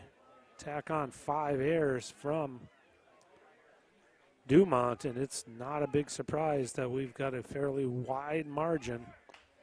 Rickard goes, and a little looper just foul over the head of the 3rd baseman, Thielen.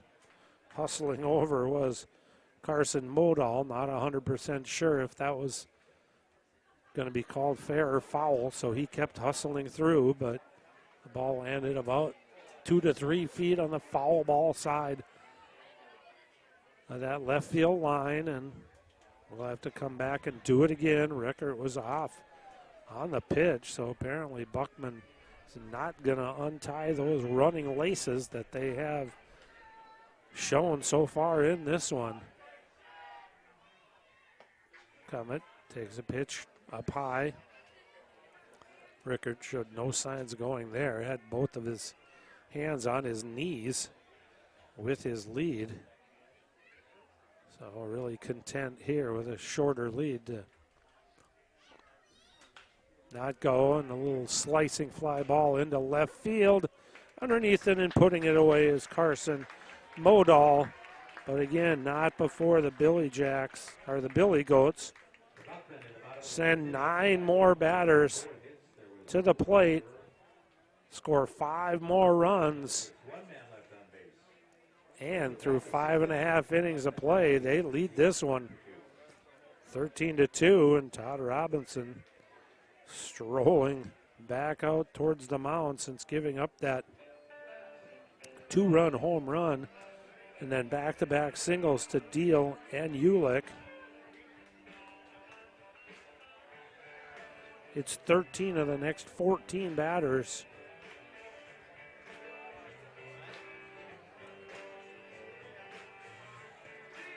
Make it 12 of the next 13 retired as we head to the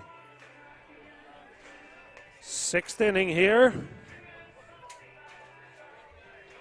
So we had a nail biter in the first one. Watertown 3-2 winners over Bird Island.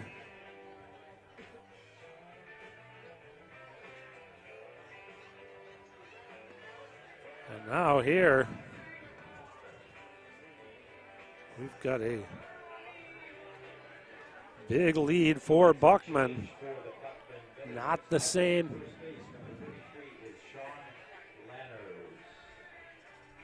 over in Dundas. A 5-5 game heading to the 9th inning over in Dundas. I'm going to get a new first baseman for Buckman.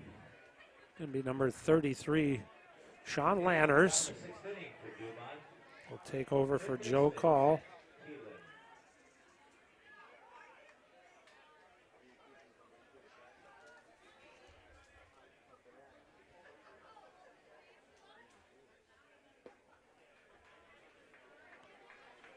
And Matt Thielen will step in to face Robinson.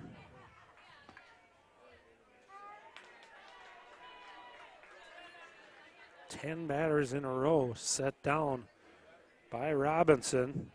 Thielen takes a strike. Now it's a little looper out into shallow left. A diving attempt by Gertz, but it gets over his glove and down for a hit. So that'll break up the streak of 10 batters in a row. Next up, the catcher, Mason Lampy. For the right-hander Robinson, and get him a base runner, and Mason Lampy, who right now is the sole offense for Dumont with a 2-run home run. Lifts it foul, giving chase, but that one goes out of play. Cummett ran over till he ran out of room and watched that one land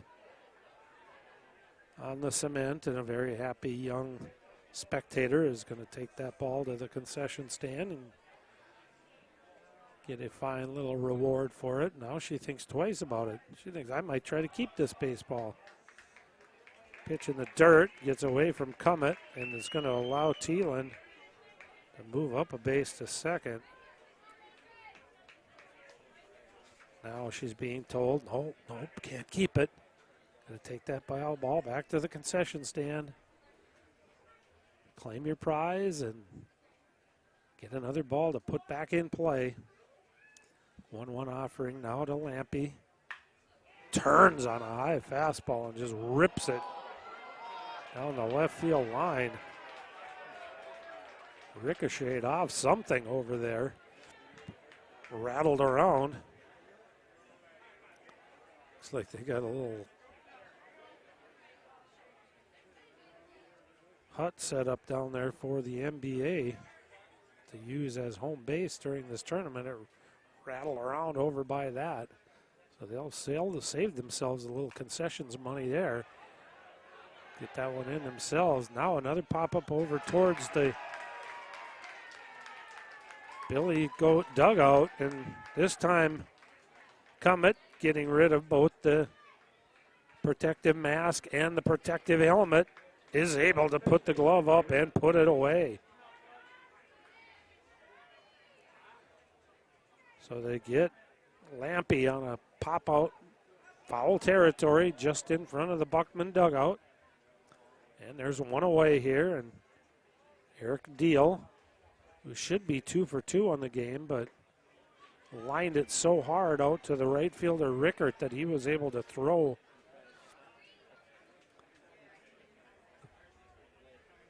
runner Eric Deal out at first base.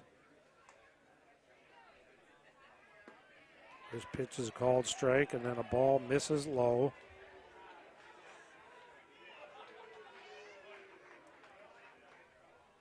Runner at second, one away. Dumont needs base runners in a desperate fashion. This one's rolled over to second. Again, true to the test is the second baseman, Suska.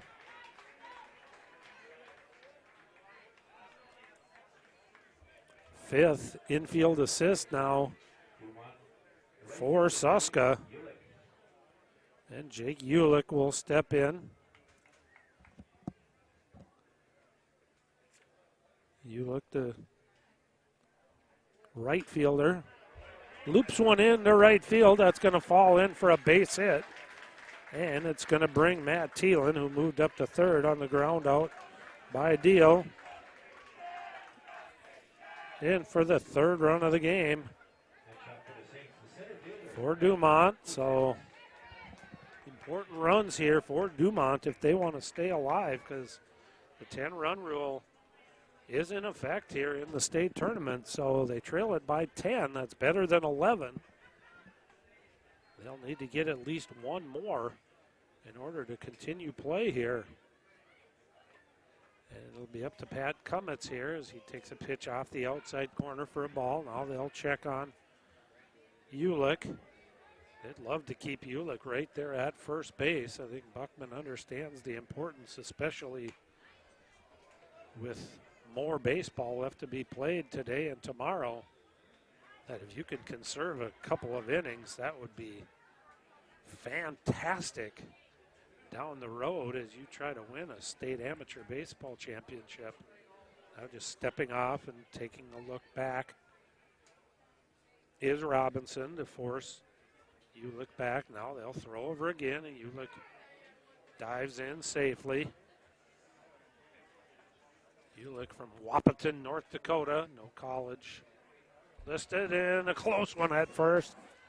So they kind of got Ulick taking his little skip hop step off of first base, going the wrong direction, but he was able to turn around and get there. Now a pop up back behind home plate. Lammers gives chase, gets to the wall and runs into the padded post right in front of the fans there.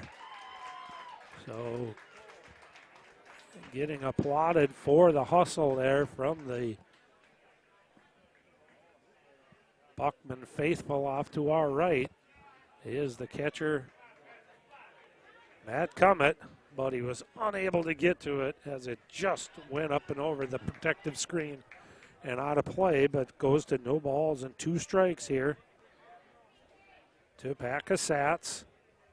A strikeout and a ground out to second. 6 hits in the game for Dumont, but 4 of them came in the first inning, so just 2 since that time. The runner goes. Throw to second is not going to be in time. Tough pitch to throw on there for Komet as it was down and in. He had to backhand it. And then in the transition from catcher's mitt to throwing hand, definitely gave enough time for Ulick to swipe the bag. So now he is in scoring position. And called strike 3 as Casats followed that one into the glove of the catcher Komet. And that does it for Dumont in the top half of inning number 6. So Buckman will try to add on here in the bottom half of the 6th. And they continue to hold a 10-run lead. We'll be back with this action for you after this timeout. Fast and flexible care. Count on the urgency room for expert medical care when you need it most. Visit us in person. Broken bone, chest pain? We're in Eagan, Vadnais Heights, or Woodbury. Online care. Sinus infection? Strep throat? We offer easy online care. Major to minor, we can provide the level of care you need. Visit urgencyroom.com. Mobile check-in now available. Star Tribune covers high school sports as passionately as you live them. Don't miss a beat on the games you love. Check out Star Tribune all day, every day for the latest prep news, scores, and so much more. So we've been calling this a heavyweight battle taking place over at Dundas between St. Patrick and Delano, and the final knockout punch comes in the bottom half of the 9th inning. Delano gets a walk-off solo home run, and the Athletics punch their ticket into the Final Four, knocking off St. Patrick, and will take on Nisswa in the first semifinal over at Dundas. We are setting up our second semifinal here, and right now it certainly looks like the upstart Buckman Billygoats are going to join that group of 4 teams remaining. Last year's state Class C runner-up, the Watertown Red Devils, await.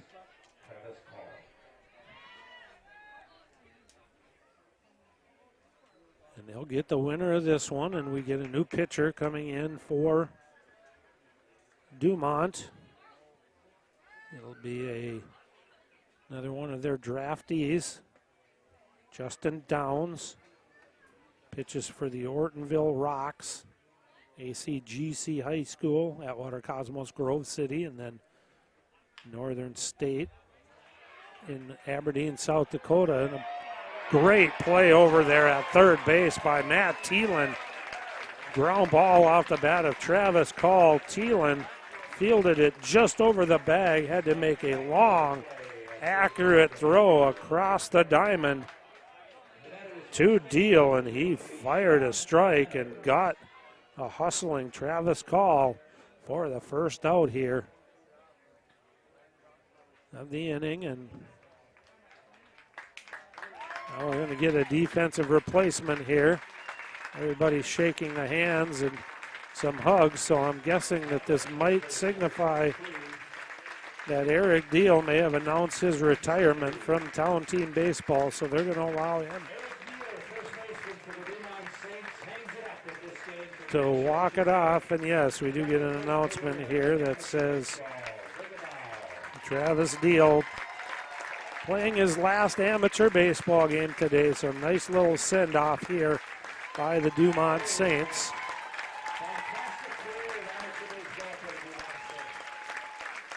He comes out, does Eric Deal, and acknowledges the applause that he is getting, so he'll be replaced by Caden Spildy. But a long, illustrious career of Town Team Baseball for Eric Dahl comes to an end, most likely today. I mean, I guess you could say stranger things have happened in the game of baseball. But right now, certainly Buckman is in well control of this one. Spildy takes over.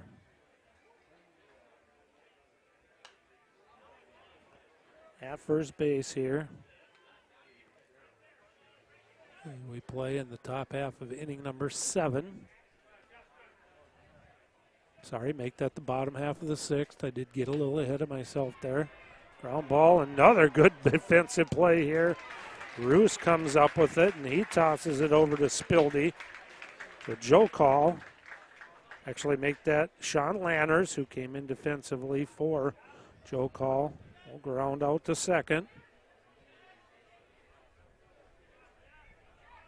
So Downs retires the first 2 batters he faces, but both on excellent defensive plays behind his infield.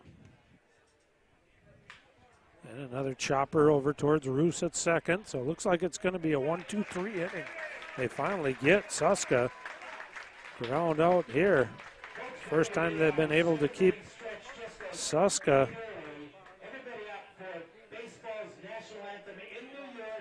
after the ground out. So Suska retired, 3 ground outs, and Dumont down 3. They're going to have to come up with a run.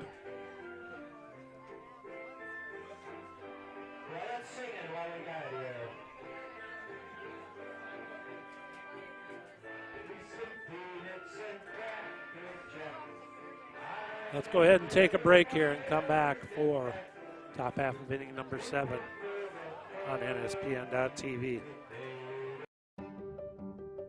Fast and flexible care. Count on the urgency room for expert medical care when you need it most. Visit us in person. Broken bone, chest pain? We're in Eagan, Vadnais Heights, or Woodbury. Online care. Sinus infection? Strep throat? We offer easy online care. Major to minor, we can provide the level of care you need. Visit urgencyroom.com. Mobile check-in now available. Star Tribune covers high school sports as passionately as you live them. Don't miss a beat on the games you love. Check out Star Tribune all day, every day for the latest prep news, scores, and so much more. Leading off the top of the 7th inning for the Dumont Saints, number 19 is Trent Bestlin. All right, so Dumont, Trent Bestlin is going to pinch hit here for Larson. Bestlin out of Ricori High School. Played Division II college.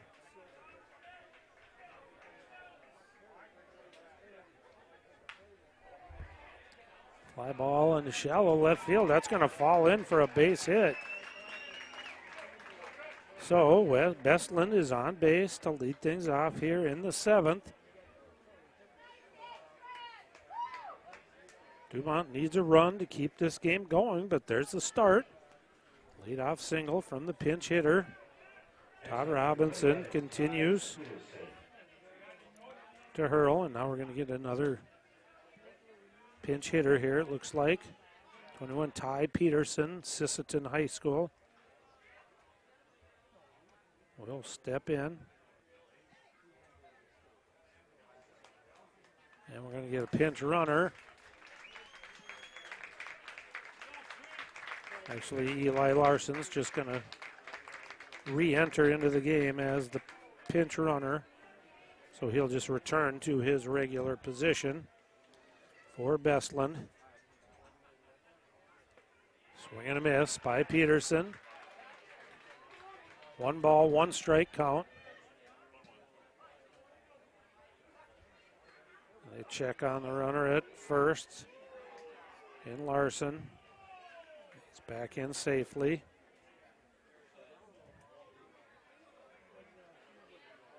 Peterson, the second pinch hitter of the inning, takes a ball. I think the shortstop, James Paul, is in the on-deck circle, so it appears that he will be hitting for himself in that spot. They check on Larson again, and Larson is back safely.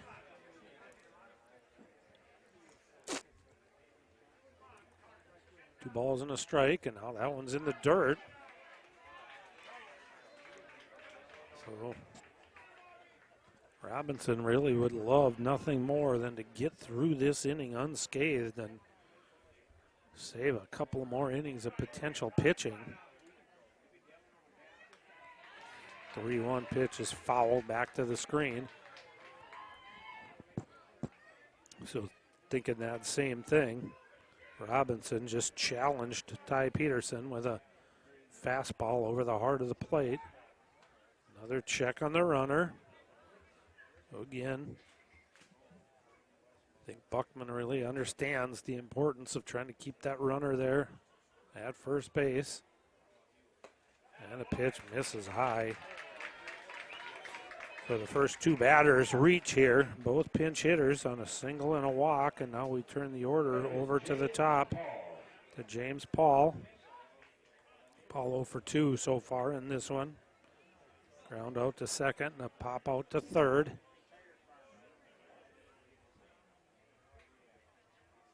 Buckman leads by 10. Robinson now starting to miss up in the zone here. Missed up to Paul, and really the kind of the heart of the order coming up for Dumont. That pitch misses.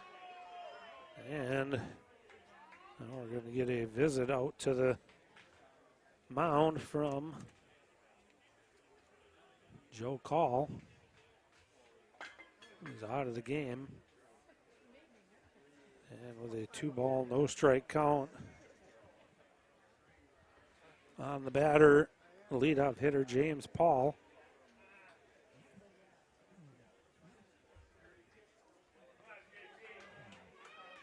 Just a quick visit to try to settle things down. 2-0, right? 2 balls, no strikes. All right, we're set to go here at 2-0. Paul, the shortstop, swings, goes after a high pitch there. So I think he was expecting after that visit to the mound, and pitcher was probably told, hey, throw strike. So he sat on that fastball right there. But again, it was up in the zone, so Paul couldn't catch up to it. Now that one's down further in the zone and lifted foul and out of play to the right.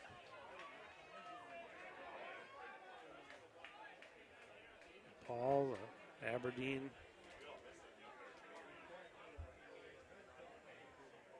Paynesville High School, Aberdeen for the college, Northern State. Tomahawks that one up in his eyeballs and pulls it foul down that left field line. So really, I'm not sure that Paul has seen a strike in this at-bat. Maybe the 2-1 pitch was in the strike zone, but otherwise he's gone after some pitches up and out of the zone. At least pitches that our home plate umpire has not called strikes. Now a chopper to short, probably has one play at first. Gets the out there, does move the runners up to second and third, so Paul is out on the ground out 6-3, but it does move runners up to second and third. And now I see the infielders talking things over, finding out kind of an interesting strategy here. You're ahead by 10 runs, yet you're going to play the infield in.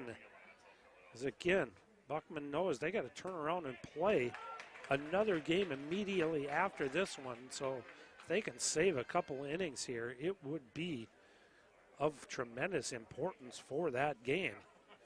Roos steps in, takes a strike, and then chops one foul off of his front foot. So with the right-handed batter up and a lefty on deck, I guess intentional walk here to set up the double play. Probably not in order for Buckman. They're going to try to cut the run off, but Roos just lifts one out into shallow right field. That's going to bring 2 runs in. Here's the throw, and actually they're going to cut off the run at home. A great throw from right field as Rickert came up with it. So poor base running by Dumont there, as you cannot run into an out down by 10 and now 9 runs. But they get a runner cut down at the plate. It was Ty Peterson who goes down 9-2 on the throw from Rickert. And a catch is made out in center. First pitch swinging by Thielen, and Tachis puts it away. So we are through 6.5 innings of play. Dumont gets a run in the 6th, a run in the 7th, and they're going to stay alive. And we're going to head to the bottom half of the 7th inning, and we'll be back after this timeout. PrepSpotlight.tv made history in 2020 by live streaming every game of the Town Ball State Tournament. History is happening again. PrepSpotlight.tv has been great, but it's becoming greater. Introducing NSPN.tv. The Neighborhood Sports Network launches this week with end-to-end coverage of a fantastic Minnesota sports tradition, Town Ball. See every game for a new fan-friendly monthly fee. Join for Town Ball State Tournament games, then stay for the high school and college seasons. NSPN.tv will provide subscribers with an abundant supply of local sports content, featuring live events called by local play-by-play professionals, comprehensive highlights, feature stories, weekly shows, documentaries, and video podcasts. Welcome to the neighborhood. NSPN.tv.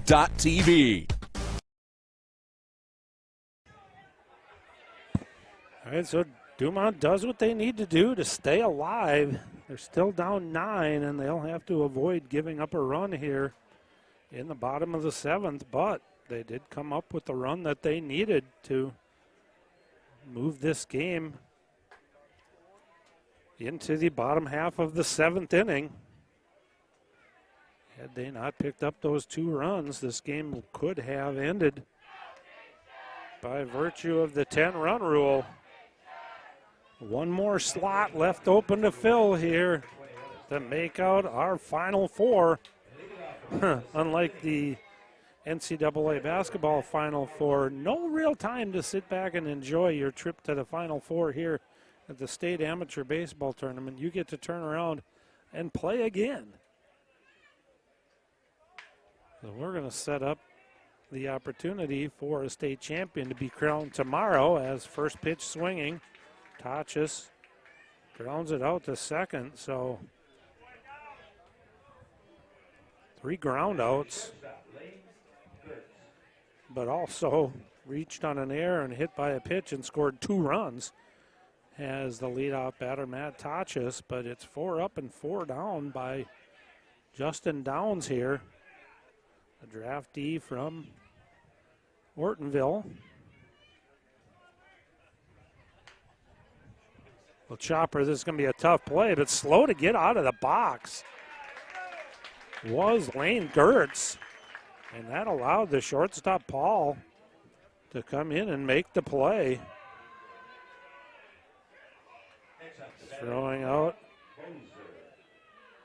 Gertz, so they get Gertz 5 in a row, all on ground balls by Justin Downs here. And Noah Bozer will step in. Bozer, 3 hits, 3 RBIs, 2 runs scored.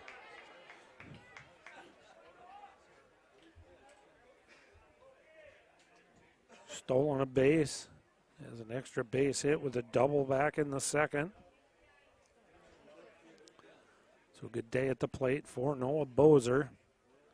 And a 1-1 count. Curveball there from Downs.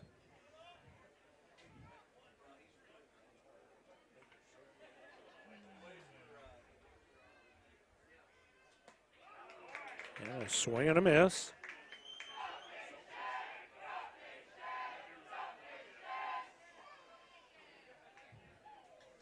Two and two now to Bozer. Spins inside, so we go full. Downs likes to work quickly. He barely moves that right foot off of the rubber. And he's right back on it. Now walk. Bozer is on base for the 4th straight time. He struck out in the first, but since then, doubled, single, walked. Stolen base, 2 runs scored, 3 RBIs, so filling up the box score here. And Noah Bozer, and again, understanding the situation, would not be at all surprised to see Bozer think about stealing a base here. They had Weber shifted up the middle, so on the third base side of the bag, Jordan Roos comes up with that 2-hopper, tosses it over to Paul covering. And Dumont again does the job. Holds Buckman off the board and does not allow them to end this ball game early.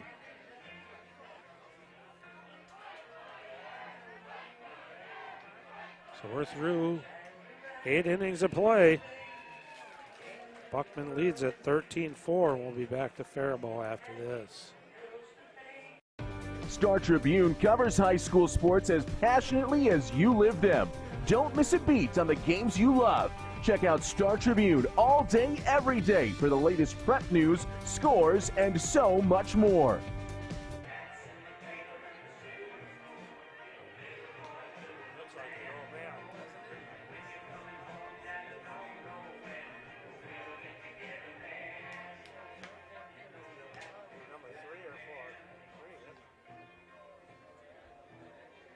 We've had some change for the Buckman Billygoats. Now pitching, the draftee from the Foley Lumberjacks. He's got the number 3, Mike Fire.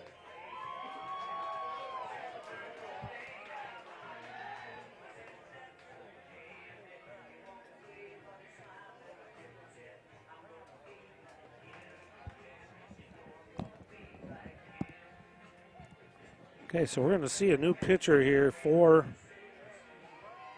the Buckman Billygoats, and it's an interesting story as they have drafted 2 players from the Foley Lumberjacks, have the Buckman Billygoats, Mike Byer and Drew Byer, a father-son combination. And this is the father, Mike Byer, who's 51 years old and still out here playing amateur town team baseball. So let's see what the crafty veteran can do here. And he comes out and fires a strike to Mason Lampy. Well outside there, so 1 ball, 1 strike now.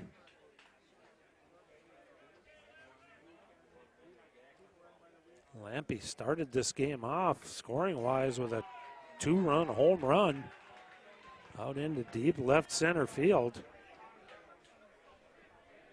But Dumont was completely silenced the 2nd through the 5th inning, but did come up with a run in the 6th and the 7th to extend this game.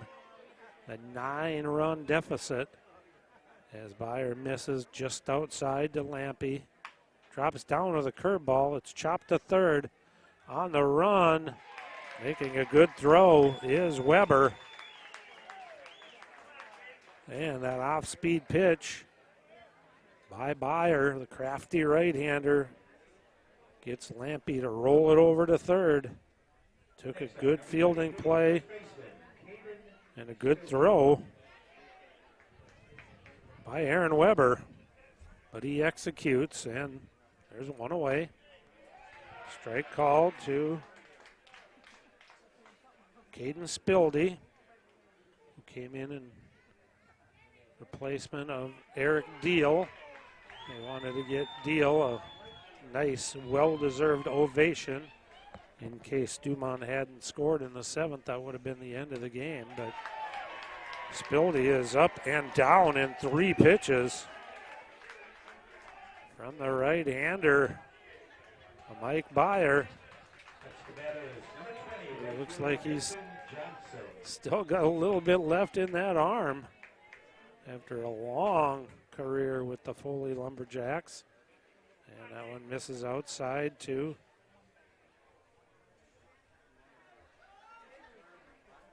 Nathan Johnson, who is in to hit here. Strike called. Johnson batting for Ulick.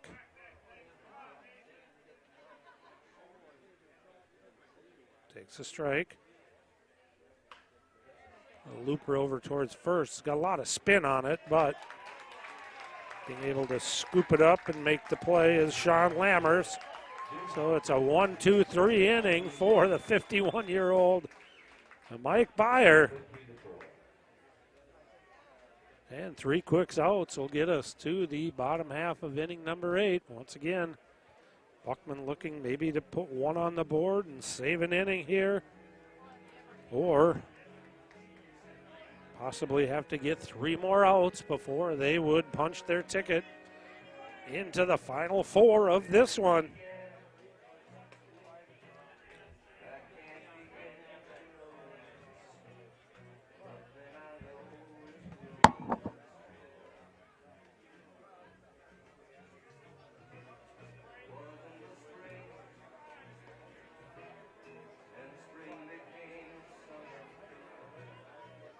Just a reminder, immediately following this game, we'll have a play of the game celebration on the field. And then about 30 minutes after this game, we'll begin our semifinal. So stick around.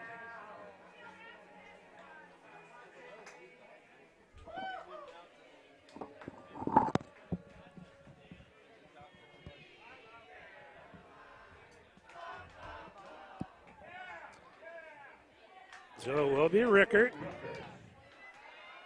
who steps in here. Couple of hits for Rickert. Again, that pole swing that Rickert implores. Trying to get on base here.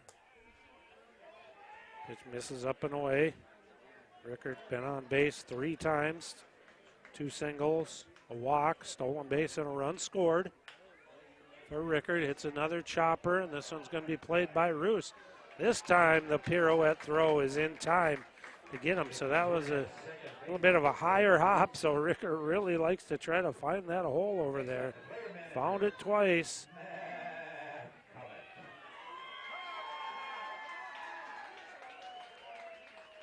And Matt Cummett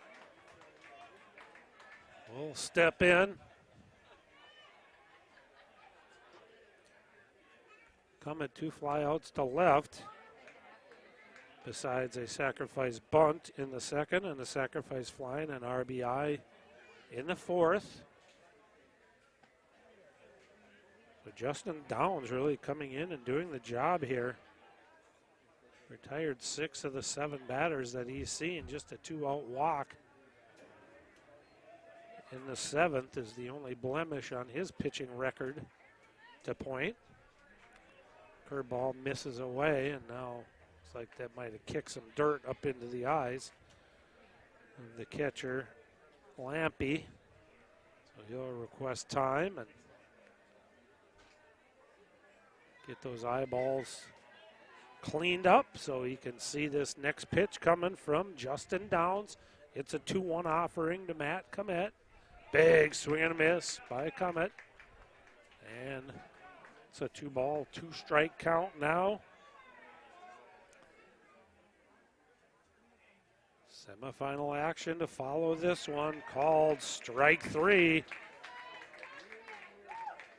on the inside corner. So 8 of 9 now retired by Justin Downs. Since coming in, works from the stretch the whole time, and he gets on that rubber, and he is ready to go. Faces Travis Call. Call, designated hitter, 1 for 3. Singled and scored and walked. Curveball misses low.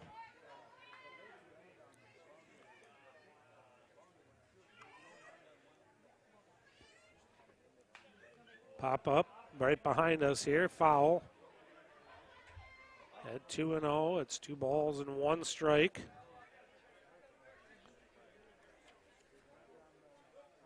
Travis Call, Piers High School.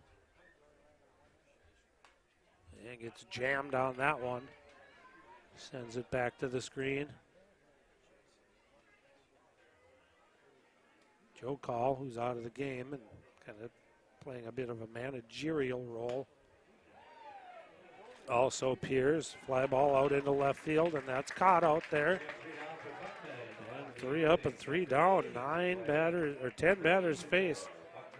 9 retired by Justin Downs. So good job by the draftee out of Ortonville. Faribault Charitable Gambling, Dayton, State Bank of Faribault, and the City of Faribault. Thanks to all those sponsors for helping make state amateur baseball possible. So Mike Byer will come out and try to close this one out for Buckman. They were not able to finish this one off in 7 innings. So it's going to go the distance, at least as far as the top half of the 9th is concerned. So I know Buckman would have loved to have closed this one out with a 10-run rule victory.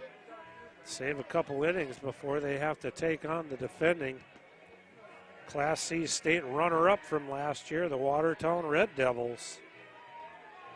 But they'll ask for 1 more inning, 3 more outs out of Mike Byer, and see if they can't close it out and, again, continue to crash this party that they've done so far in this tournament. They're the only team left that had to play in the opening round. But that's the thing about baseball, man. You just get hot at the right time. Look at the Atlanta Braves last year. Knocked off 100-win teams on their way to a World Series championship. So it's all about what you do when the games become more meaningful, and they don't become more meaningful than in this state tournament. Rolling one over here is Casats, and as he's done all game, Suska is able to make the play. One away here in the top half of the ninth inning. Designated hitter Eli Larson. Eli Larson will step in. 4 up and 4 down by Mike Byer.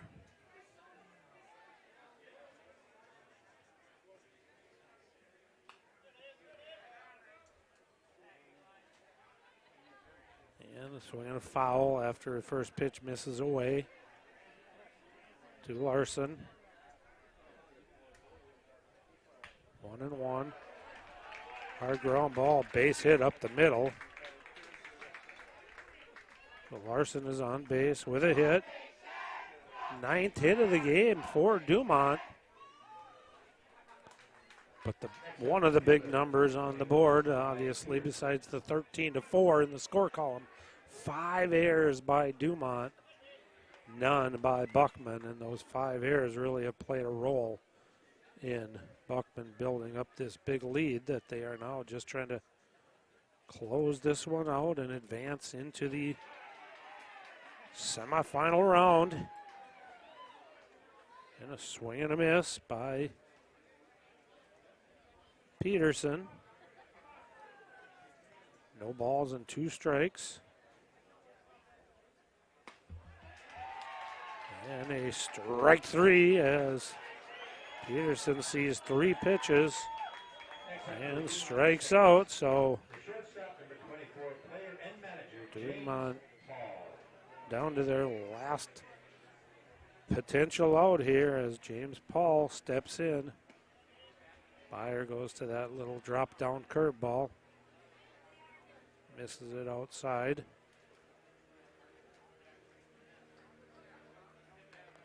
Fastball in there for a strike as Paul fouled it off of the catcher, Lammers. Unless they've got somebody else to play that backstop position, it's going to be potentially 18 straight innings in that crouch, and a strike on the outside corner. So now potentially down to their last strike are the Dumont Saints.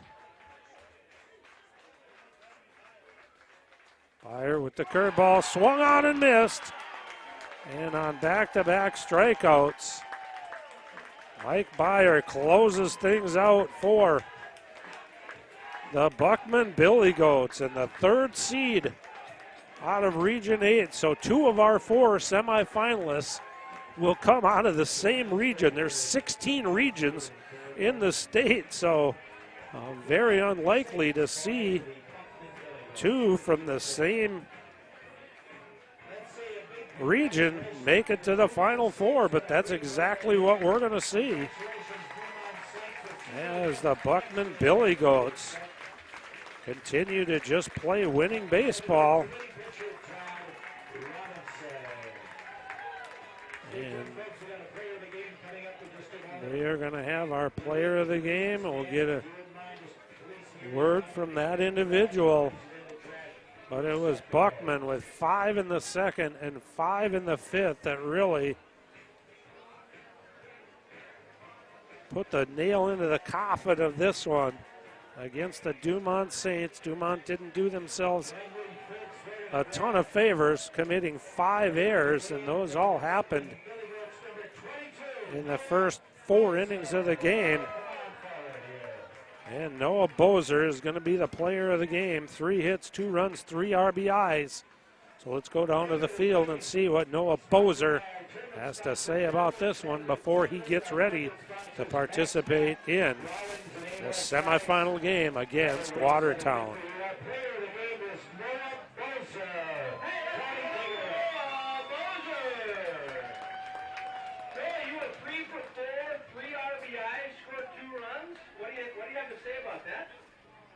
The only thing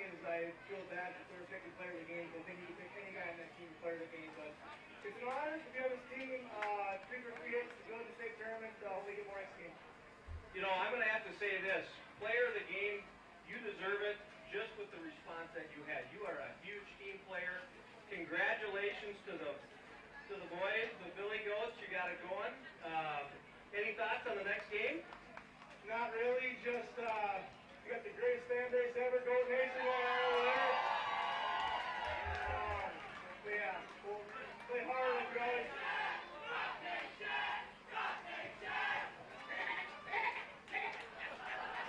Congratulations. Good luck on the rest of the way. All right, our final Easy to be fired up, coming off a 13-4 quarterfinal victory to get into the semifinals, and that's exactly what the upstart Buckman Billygoats have been able to do, and they are going to play the Watertown Red Devils for a spot in the state championship game tomorrow at noon here in Faribault. And we will have that one for you, just like we have all of the games here in this state tournament. This one belonged to Buckman. They jumped out early and often, led this one 13-2 at one point, and held on for a 13-4 victory, and on into the semifinal round. So for our production crew back at the studio, cameraman Greg Wilford, this has been Ron Osterman on the call from Belfield in Faribault. We'll talk to you soon with the semifinals. Until then, have yourself a wonderful afternoon. Baseball. It's America's pastime and Minnesota's passion. The all-new Neighborhood Sports Network, in partnership with the Minnesota Baseball Association, brings you coverage of the 2022 State Amateur Baseball Tournament. Coverage is proudly brought to you by The Urgency Room, fast, flexible care. McDonald's, owners and operators of Minnesota and Western Wisconsin. Find your golden opportunity at mcdonalds.com/careers. The Star Tribune, your home for the best prep coverage. And by the Minnesota Twins. Welcome to the neighborhood. Now, let's get out to the ballpark.